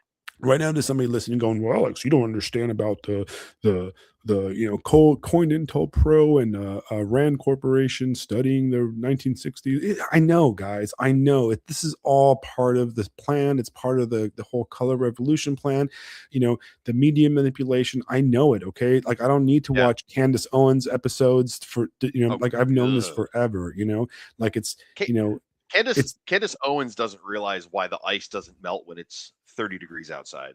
That's right. that's all I got to say there. Right. It's like we all know this. We all, I know this. Like, and the fact that I know this is what makes it even more gross. Like there's that picture of the Alex dude that got killed. And it's how like MSNBC changed the way he looks. And you've seen that one Yeah. before. They Yeah. made him a little bit more childly. And Hilarious. it's I shared that with my wife, and my wife was like, disgusting.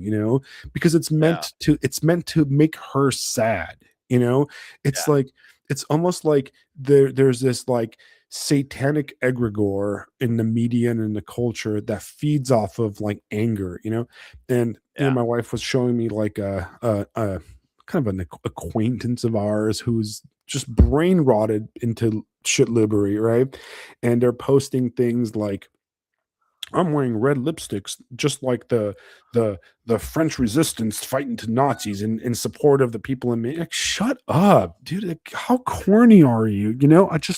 I want to go to these people and be like, can you just stop? Like, you're embarrassed. Like, I feel like it's like a cringe fest. It's like there's a demon that feeds off of cringe, and I'm just feeding. It's like in Futurama how they made that giant slurm thing. You ever watch? What I'm talking about? It's just like Oh yeah, dude. I the love cringe, like, Futurama. and it's sad Fantastic. and it's The disgusting, and Hypnotoad, man. It's the all the hypnoto, Hypnotoad. yeah, yeah, and it's just like, oh We got to my get one god, of those for the pod. it just, and so the question is, as a Christian, as somebody, like, we're supposed to love everyone and forgive everyone for everything, and but it's like, I just like I don't know, like I don't I don't care. That's where I'm at, right? I don't Yeah. care. Like, if tomorrow, like, this is just the truth. And like, if I'm a bad person, I guess I'm a bad person, right? If tomorrow, like, the I don't know, Antifa or wherever they are or whatever, just burn the entire city of Minneapolis, whatever, down, Minneapolis down, I don't care. And if like the ICE becomes the Gestapo and just panzer divisions the entire city, I don't care. I just don't care anymore. I don't care about Let's anything. I don't care get anything to about the that stuff minutes. anymore. You know what I mean? Like, if the Chinese, like, I don't care. I just don't care, dude. Like, I'm just at the point where, like, just leave me alone. Yeah, it's whatever. I just want to pickle my cabbage and make sarmale. Um, Yeah. but it's like, and this person I'm talking about with the red lipstick, and it's like a 70-year-old woman, like, it is the boomer cringe is so, oh my god, you know. And I mean, look, like, hey, Alex, in the chat, uh I'm just picking on Candace Owens. I've actually never watched anything from her. You know what I mean? Is that it just seems that the reason I'm picking on Candace Owens is because it seems that, like, I don't know.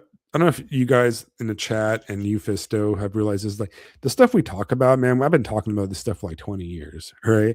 And even like 10 years ago, if I would have said the stuff I'm saying now in normal life, right? People would be like, are you crazy, bro? Like, what kind of crazy world do you live? People like, my wife used to be like, stop talking, Alex. Like, there's people around you. You know what I mean?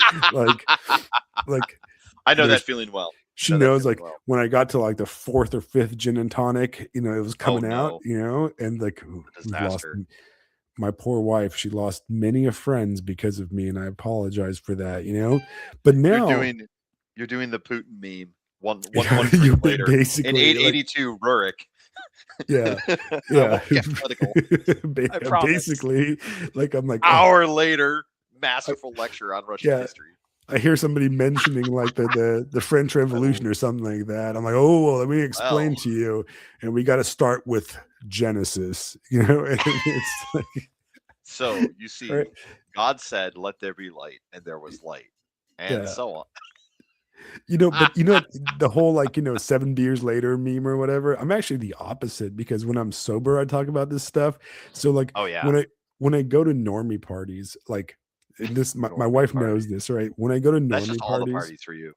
yeah, well, no, there's some parties that are not normie parties, right? But when I go to like normie hangouts or whatever, which I don't do that anymore because I'm not invited anymore. Um, it's, I always found out, like, that I have to get plastered drunk, because when I'm plastered drunk, I forget like this stuff. So I can actually like talk to people about like cars and stuff and like jets or whatever. You know what I mean? So, like, people, like, my wife's like, "Oh, you're gonna get plastered tonight." I'm like, "Yup," because if I don't, I'm gonna talk about, like, I don't know, the Enlightenment or whatever, like Charlemagne or something. So it's ultimately like, I have to basically obliterate my brain cells to get down to the level of normie talk, because, like, I just can't do it. I was at a party maybe four years ago, and it was a bunch of like Marines and stuff, right? But it was like former Marines, but one's Marine, almost a Marine, and these guys were in the parlance of military talk. They're all pogues. You know what a pogue is? A pogue is a personnel other than grunt, right? And it's somebody that's like they're all like aircraft mechanics and stuff. And I'm the only guy there that's had any combat experience and actual deployments that weren't in like hotels. And I'm standing around a fire and these guys are talking about politics, and this is just so normie. Like I wanted to take like a drill and shove it and lobotomize myself because they were like it was like MAGA talk / football talk, right? And I couldn't do it, dude. So I'm sitting here like just chugging beer like it's like water until I was just obliterated. Then I went inside and talked to all the wives about like child raising or something like that. And I probably offended everybody. And so that's Have you what I seen have any to of do. them since? Have you seen any of them since? No, of course not. No, there you go. I don't have any friends, guys. I don't know if you guys know this. You guys are my friends. Like that's why I do this podcast, because I live a lonely existence of esoteric thought. Actually, Nice. I have my church friends. They're kind of crazy like me too, so it all works out. I was Right. going to say that probably works out fine for you. It does. It works out just fine. Actually, my work Good, friends are cool perfect. too. But yeah, Yeah, it's like like how do you balance these things, guys? Like how do you you can't just care about everything. You can't just obsess about, because you have to like be like honestly like you have to realize that like most of this Substack, all the stuff we read, it's really just an entertainment product to a certain degree, right? Yeah. Like we lie to ourselves that like we lied to ourselves that it's like, oh, I'm trying to keep knowledgeable. But how is it any different Yeah. than the fat boomer plopped in front of like Fox News or like MSN or BC or whatever? Is it really that different? Like, the fat boomer sitting here bouncing between sports ball and like anger Fox News. And then here we're scrolling through like, memes and stupid stuff and getting mad about like, whatever from whatever side. And it's just really, it's really it's really a machine. We're being milked, right? We're being milked by the machine, and it's ultimately kind of gross when you think about it. So I've kind of decided that I don't care anymore. I just don't care. I care about my community. uh I care about my like my church, people around me, my family, liberal or conservative, I don't care, whatever, right? That's what I care about, And when things will come to me, I'll deal with them. But ultimately, I'm not going to sit here and just obsess about this stuff, right? And to your point, right? Let's say the based side wins, right? Well, who's going to be in charge, right? People like Emma Dumbshit that writes stupid ass like Oh, good that's who Lord. takes over. You know what I mean? That's the Christian nationalist right there. Right. That's going to be what you get. That's going to be what you get. So like we're just going to replace one set of retards for another set of retards, right? Yeah. And it's just going to be the same. We're going to be back to the same thing. This gets into the fundamental problem with it, where you're getting into, medium is the message. The society, the structure of the government is a particular way, and it is a way that does not encourage nobility or aristocratic sacrifice, noble obligation. It doesn't encourage any of that stuff. So you can't just palette swap the situation. You can't just palette swap what we have and expect everything to turn out. Like you were saying, if you want to have a Christian nation, you have to have Christians first. You're not just going to plug in a few Christians and put them in a few places and then tweak things just right. And now, the machine is Christian. Good job, everybody. We did it. Fuck off. Right. That's still just that's still just liberalism. You're still just a leftist. Right.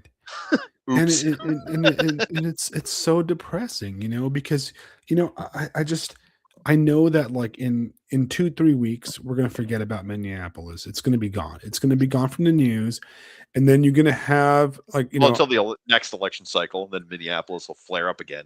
It's right, turning into American herpes. That's basically what it is. right, like you're gonna like, well, I don't know what sucks more, like Seattle, Portland, or Minneapolis. Like I mean, Yeah. at least California is like being somewhat cool now or something. I don't know what's going on, right?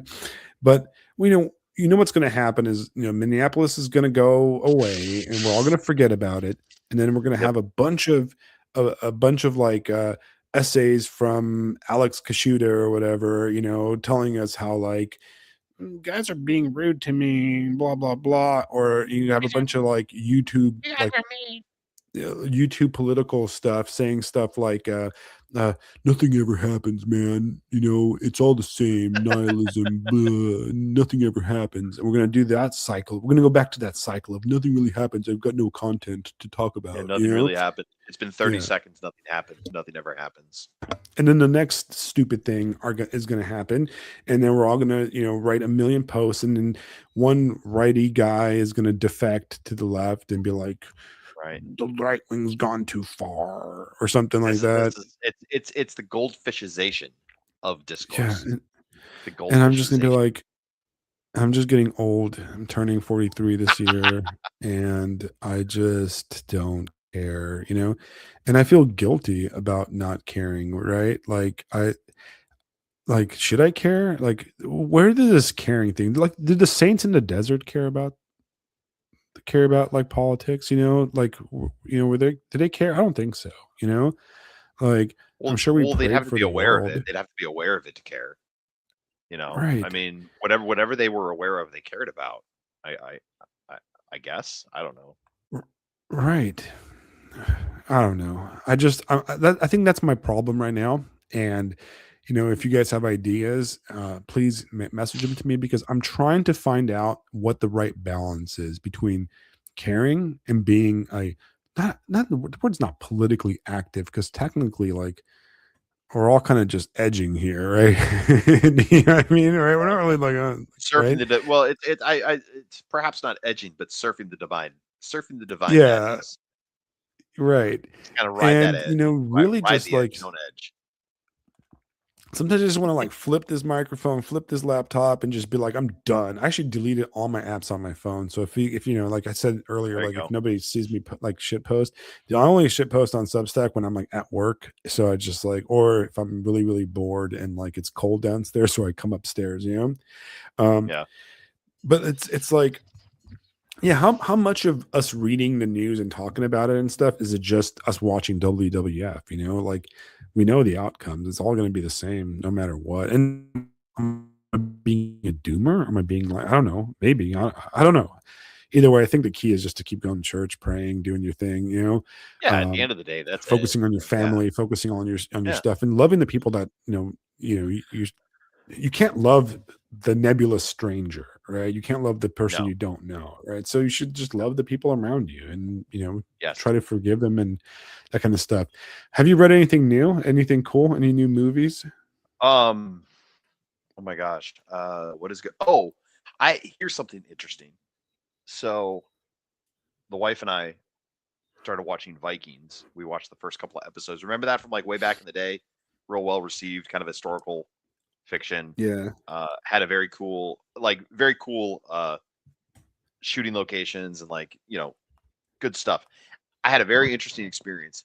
So I watched it originally years ago, and it was during my prodigal / pretend atheist period. And I remember watching the scene where they raid the monastery for the first time. And it's like, silly Christians. I watched it again last night. I'm going, oh shit. Like, where's your God now? This is what I think of your God. And I'm seeing it with different eyes now.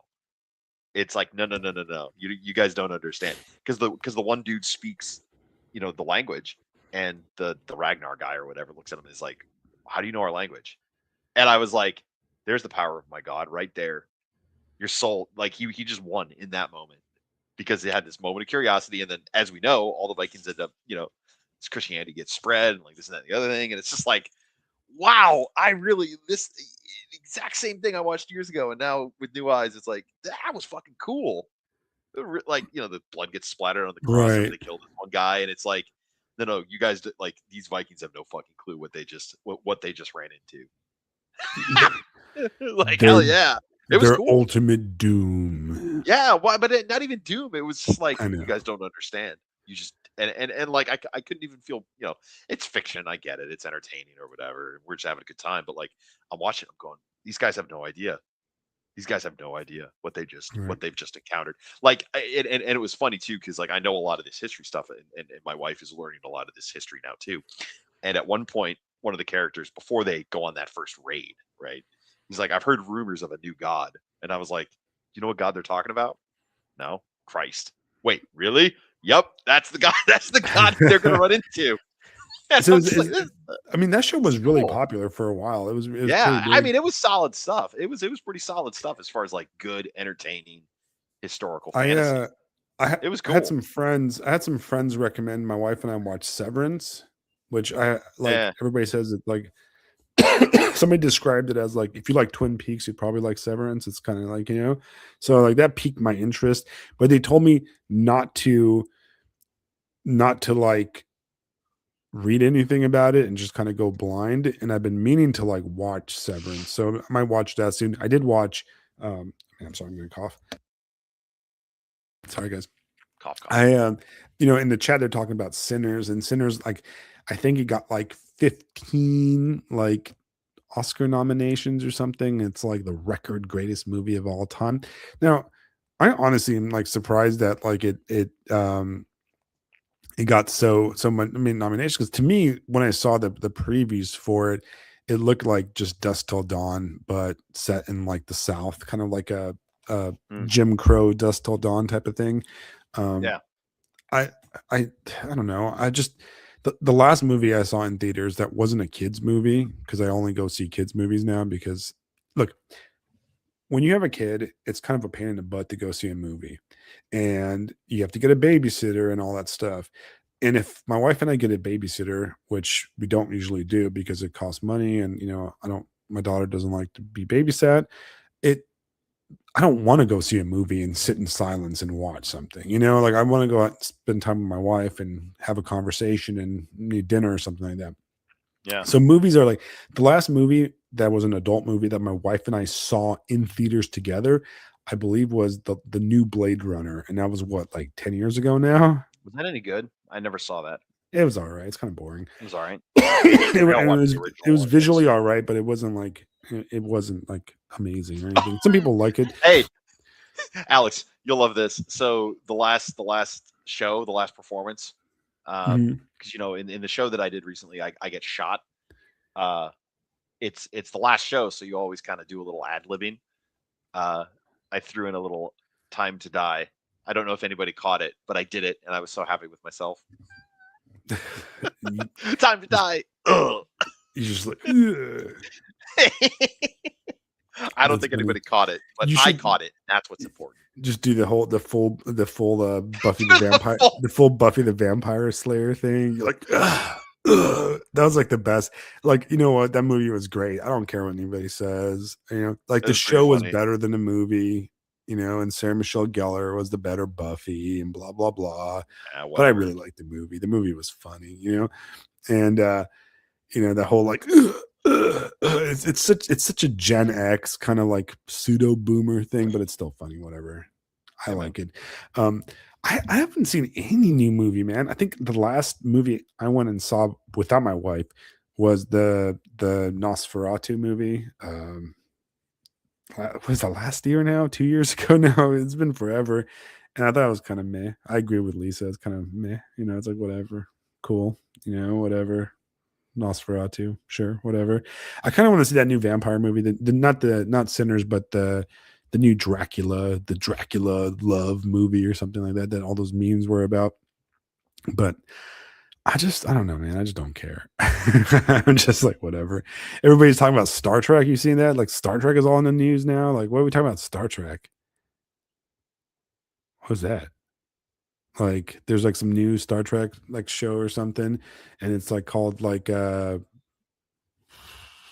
Starfleet something, and it's like Star Trek in college or whatever. Look, man, I love Star Trek. I used to like old Star Trek, like I like Star Trek, I like Star Trek Next Generation, I like D Space Nine, and then everything after D Space Nine sucks. Okay, Voyager sucked. I don't care what anybody says. It was stupid. Even Seven of Nine or whatever sucked. Um, the last good Star Trek was Deep Space Nine, which to me is peak Star Trek, and I will stand by on the opinion that Go uh, on back. Commander Cisco is the best Star Trek captain out of all the captains, and I don't care what you guys think.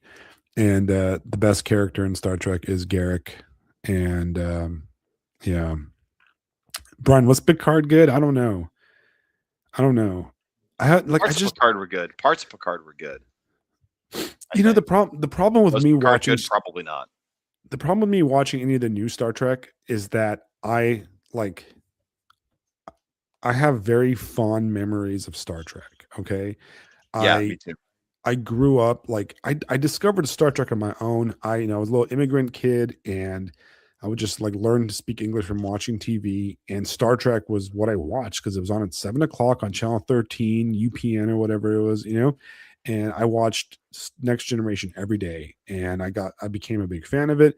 When I got older, I went to like the Las Vegas Star Trek experience, which it's gone now, but it was awesome, man. Like they had like the Deep Space Nine bar. They had Quark's bar in like the Hilton Hotel in Las Wow. Vegas, and they had like you buy tribbles and stuff. It was just so geeky cool. Like it had like the promenade, like this whole area of like the Hilton over in Vegas was like, Quark's bar and the promenade. And it had this like cool little 3D ride you did. And like there was like clean, like, you go to the bar and you can like, I remember I went with my girlfriend Sam, and we ordered this giant drink called the Warp Core. And it was just one of those like super like, those kind of alcoholic drinks where like five people can drink from it. It was called the Warp. It was called the Warp Breach or something stupid like that. But it was really cool. Oh, God. And it was like green with like Midori and crap in it.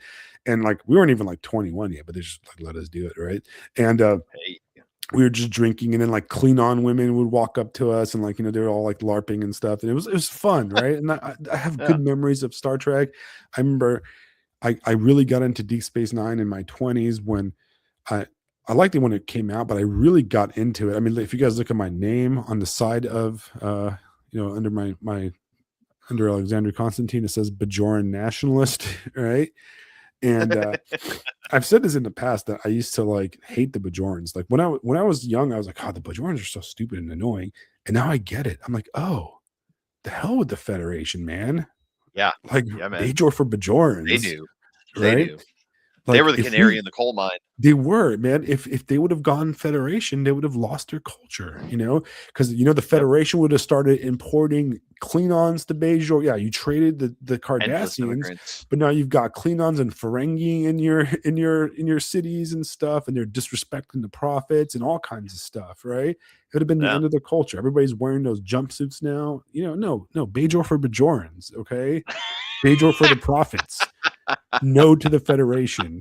We didn't kick out the Cardassians so we could become Federation lackeys. Okay, Bajor for Bajorans. All right, so I'm a Bajoran nationalist. But that is a more cognizant ideology than most individuals in America have today. Honestly, right. You could probably get a lot further with that as your fantasy ideology. Right, there we go.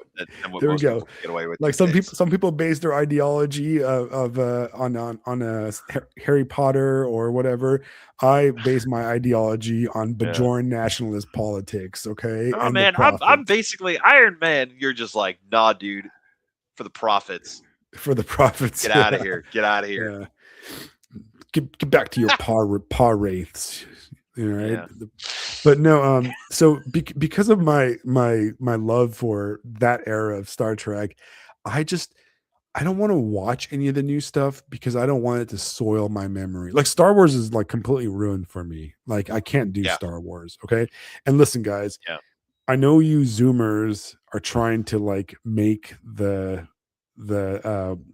what's that, episode 1, 2, and 3 cool. No, those are trash. I am so sorry, but I need to stop. Garbage. They shall always be garbage. Okay, Those were The memes garbage. are I good. The remember, memes are funny, but that doesn't make the films good. yeah.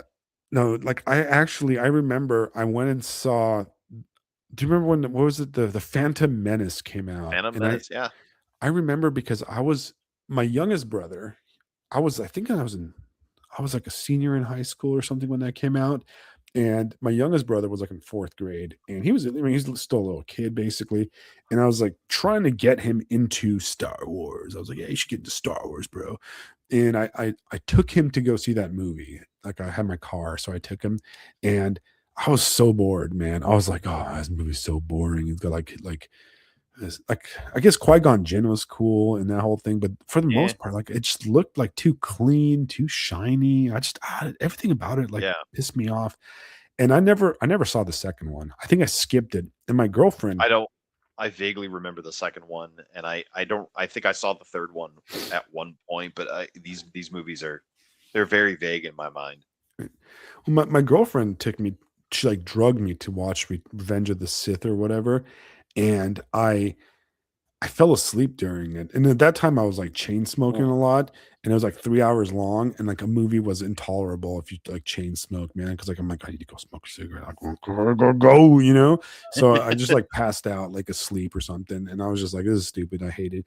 And I have not seen anything past Revenge of the Sith. I've never seen the Ray new Disney Star Wars. I've never seen any of them. I've never seen them.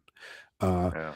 I've never watched any of the new Star Trek. I just don't want to like I'm a purist, man. I don't want them to soil my There's memories. there's not much of it that's caught my attention. As far as like the Star Wars stuff, like Rogue One had the scene where Darth Vader just goes absolutely doomslayer on everybody, which was kind of awesome. That was legitimately cool. And I mean, just watch that scene and you're good to go. Uh, Mandalorian was all right, only because Werner Herzog was an Empire guy, Oh, you know what? and I lied. I lied. I actually watched like the first season of Mandalorian. It wasn't that bad. yeah, It's so did pretty I. entertaining. Do you know the background of how Werner got involved? No. Like the fun little tidbit. He doesn't know anything about Star Wars, not a single thing, just nothing. And they're like, "Hey, you want to be in this?" And he's like, "Sure, fuck it, we ball." Which is Yeah. like the most Werner Herzog thing ever. Yeah, no, I don't know anything about this. You want to be in it? Sure. And then he crushes it. He just kills it. It's like Yeah. that dude. That's awesome. Well, But it made me laugh. Just seeing him on screen as this Empire dude. It's perfect. It's like, he's like he did that. What's the movie he made? The oh, the one about like Cortez or whatever in the jungle. oh yeah, Crazy. yeah, the one where the dude and him almost killed each other. Yeah, and Yeah, they it's get just like you see Werner Herzog serving the Empire, and you're like, holy shit, I'm Sith now. right. Just I'm in. I'm in. You're Let's like, go. I'm down, you know? I'm down. Yeah. Let's kill all the rebels. I think I Rebels out. like, you know, I'm not a hate watcher of things, right? I'm like one of those people that like if you know, I can't hate watch stuff because it like ruins everything else for me. It just, you know, it irritates me, you know. I tried to hate watch season 4 of True Detective, and I could only get through like the first episode before like I chimped out, dude. Like I just couldn't Mm, do it. Like it pissed me off so much. And in a way, like I it like soiled like everything for me, you know, like but I I hated it so much. Like you don't understand like my level of hatred. And I'm like, I don't need to do this. I hate watching things, you know? So but the fourth season of True Detective just doesn't exist. The fourth season of True Detective is actually a different show called Mar of Easttown, which is actually the spiritual like successor of True Detective, and that's what hmm I consider as like season 4 of True Detective. You know, Yeah. um, but yeah, I don't know. I feel like I don't have time to watch anything between doing this and then you know reading and writing and playing too much Arc Raiders because I'm an Arc Raiders addict, and just being just a overall weirdo. You know, like I just don't have any Yeah. time being a dad and stuff. Yeah. Yeah, Oh well. Easttown is great. Oh If you well. guys never watch Mar of Easttown, it's actually really good. It's got that what's her name from Titanic in it. What's her name? Kate Winslet, and Oh she's yeah. like it takes place in like like some suburb town outside of Philadelphia. It's not a real town. It's called East Town, but it's not really a real place. But it's like supposed to be like East Philadelphia, and it's actually really good, right? Mhm. Yeah, my wife's an Arc Raiders widow too. When I'm done here, I'm gonna go play some Arc Raiders Arc myself. Raiders widow. Yeah, that's That's what my wife fantastic. calls herself too. Sorry, guys, got a That's goop, funny. you know. But All right. yeah, I think we're good for today. I think we Yeah. we did a PowerPoint. We talked about some deep stuff today. Yeah. You This guys was a got fun a episode, man. This was a you good one. guys got a history philosophy 101 lecture on Spengler. So hopefully now you guys can recognize, for you guys that are not familiar with it, you can recognize where this whole Faustian spirit comes from and where this whole idea of the cyclical West comes from. I hope that we can, we can look at it from a Christian perspective and realize that the West is great, right? It is our home, but Yeah. you can't fix things by idolizing the past to the point of making it into an idol. And look, you can't remake those statues, guys. All right, like it's all Right. fake. It's all fake if you do. Those, everything comes through, and I think that the true spirit. Yeah, I think you can look at the West as a place, but I think that the real truth is that it, how Spengler said, you have like race, culture, and then civilization, right? I think the key is that the culture of the West, or what I think what made it good, is the Christian culture. And I think what happened with the Enlightenment and a lot of the post-Enlightenment era, the Christian culture kind of died off. It kind of atrophied. And now we've gone into the civilization stage, and it's like its core is missing. There's something missing there. And I know you're going to have the pagan bros argue that we're really the core of Western civilization No. is the blah blah spirit. I don't think so. And we can No. debate that all we want, but Nah. Yeah, Nah. we're not going to take that side because we're Christian nationalists here, right? But yeah. Oh, and by the way, guys, if you do subscribe to the Black Ibis Social Club, me and Fisto, like we most of the money goes towards supporting like the apps and stuff, but Fisto gets money too. So Yeah. it's not like I'm Help me keeping buy it pens really. for school children. Right. Or just subscribe to him directly if you like him better than me. Also an option. That. No, I subscribe to Black Ibis. That's better. If I had a choice, subscribe to this first before you subscribe to the Partisan. And But then anyway. maybe I'll have to pay taxes next, right? Anyway, so hey snap. guys, this was fun. We went 13 minutes Yeah, man. overtime. I don't know what the plan for next week is. I've sent out a bunch of emails to people like, hey man, you want to come on? I'm trying to get all those guys. Maybe we'll find out. Maybe we can ask a librarian of Kilano to come on next. That'd be I've fun. been liking his stuff. Maybe we can. Maybe ask Emma it. will come on. Maybe Emma will come on, right? And we'll bury the I think hatchet. Yeah. We'll start beefing with people. It'll be great. We'll have them on and we'll reconcile. Were you planning on submitting an article to the Metropolitan Review? Because I think absolutely not. Absolutely right. not. No, I don't think we're invited. I may submit a hand grenade, but that would be it. I don't think you Just have kidding. the Faustian. That's a joke. I don't think you have the Faustian spirit, Fisto. Well, you don't have the right. Deeply ironic. Right. But yeah, I think we had a fun time. We went over some stuff. I'll have this episode edited for, I know like it's interesting because like, we'll have like about 100 people or so on live chat, which I really enjoyed it in live chat stuff. It's fun. But fantastic. On the back end, we get like 2,000-3,000 downloads every week. So that's where I think the majority of people listen to this episode. So we love you guys that aren't here live. If you have the time, join us because I like laughing at everybody's jokes and stuff. I try to read everything out loud. That way people listening on their drive. I like podcasts, and I'm an audio podcast guy because I don't really, my podcast listening like experience is usually while I'm driving. And I actually like watch YouTubes while I'm driving, which is retarded, but sorry. It's like I have them like off to the side. I don't actually look at the screen. I'll just listen to them. So I'm kind of an audio person. So I understand that like most people just listen to the recorded episodes. And that's cool. And that's why we do the recorded episodes. That's why I record these episodes. I edit them. I clean out all the most of the nonsense. Sorry, I should probably clean out my cocaine sniffs. But and I'm just joking, guys. I got the flu. I need some. What's that stuff called? Theraflu? Not Theraflu. What's that flu medication you take? I don't know, the antiviral thing. Oh, I don't know. I face tank the flu, so I don't know. Yeah, I'll go. I'm gonna go take some. I'm gonna take some NyQuil right now. You know. There you go. But yeah. So this is it for today. Good night, guys. Thank you for joining us. It was a blast. Yeah, guys. Thank you, everybody. I hope you enjoyed the topic, and I hope you enjoyed that. Actually, you know what? We are going to do it. We forgot something. I forgot like a key thing that we decided to do. We were going to do a review on a book we read, right? And we were going to. Oh, I actually haven't finished that book yet. So how about we review it next week? Okay, maybe I'll make a PowerPoint for it. Who do you think? Dude, a PowerPoint would be awesome. You know, I'm here for the PowerPoints now, man. Forget everything. Okay. I'm here. Faustian Spirit. No. The PowerPoint Spirit. All right. We're gonna do the PowerPoint for the book we're gonna review. Yeah, absolutely. We're gonna review the whole counsel of God. It's kind of an introduction to the Bible. It's by it's good. It's really good. Father De Young, right? And it's a very simple book. It's a very short, simple book.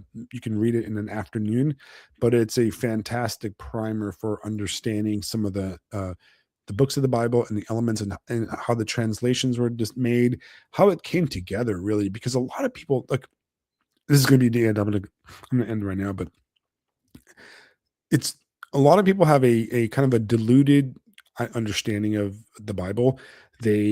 You look at it, and I used to have this too when I was young, right? I used to kind of look at the Bible as in a very Dungeons and Dragons kind of mindset, where like it's this book of like, you know, it's like an instruction book, right? Like I'm gonna read this and I'm just gonna be filled with immense wisdom, you know, and it's not how it works, and it's not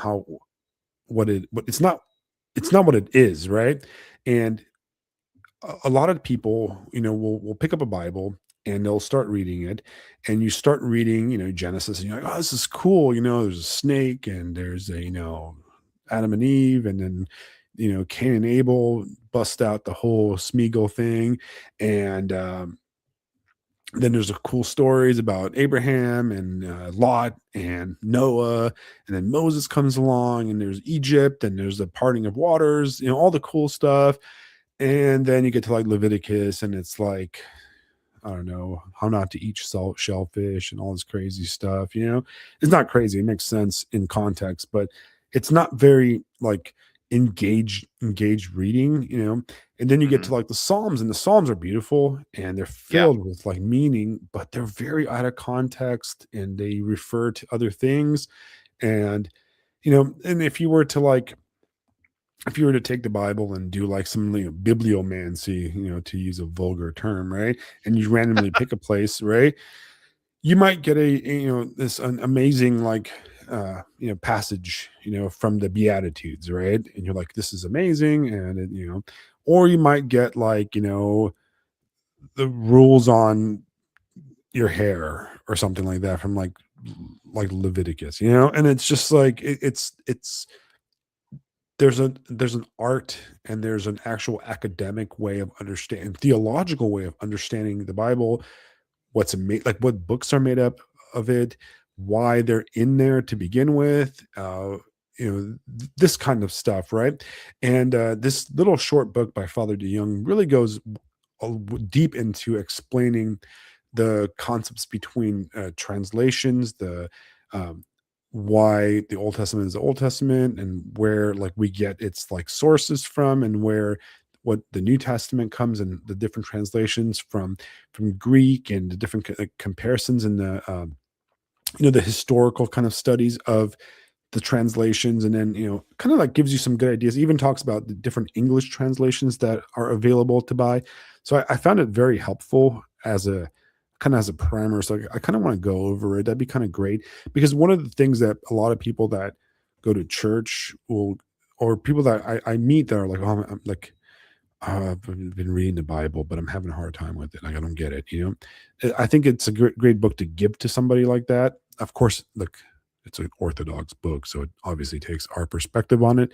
But even if you're not Orthodox, the historical elements of like what is in the Bible is actually very fascinating. So maybe we'll go over that. We'll do a little quick PowerPoint on that. I'll sit there and create PowerPoint for us.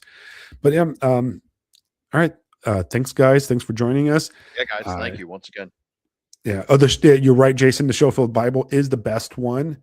I highly recommend you do that. And I think you should donate all your money to that Middle Eastern country. It's fantastic. I'm just joking. You were just being a jerk here. All right, guys. Good night, and we'll see you next week at 7:00. Okay, next Wednesday, 7:00, same time, Eastern time, South Carolina, supremacy in Florida. See you, All right, folks. good night, guys.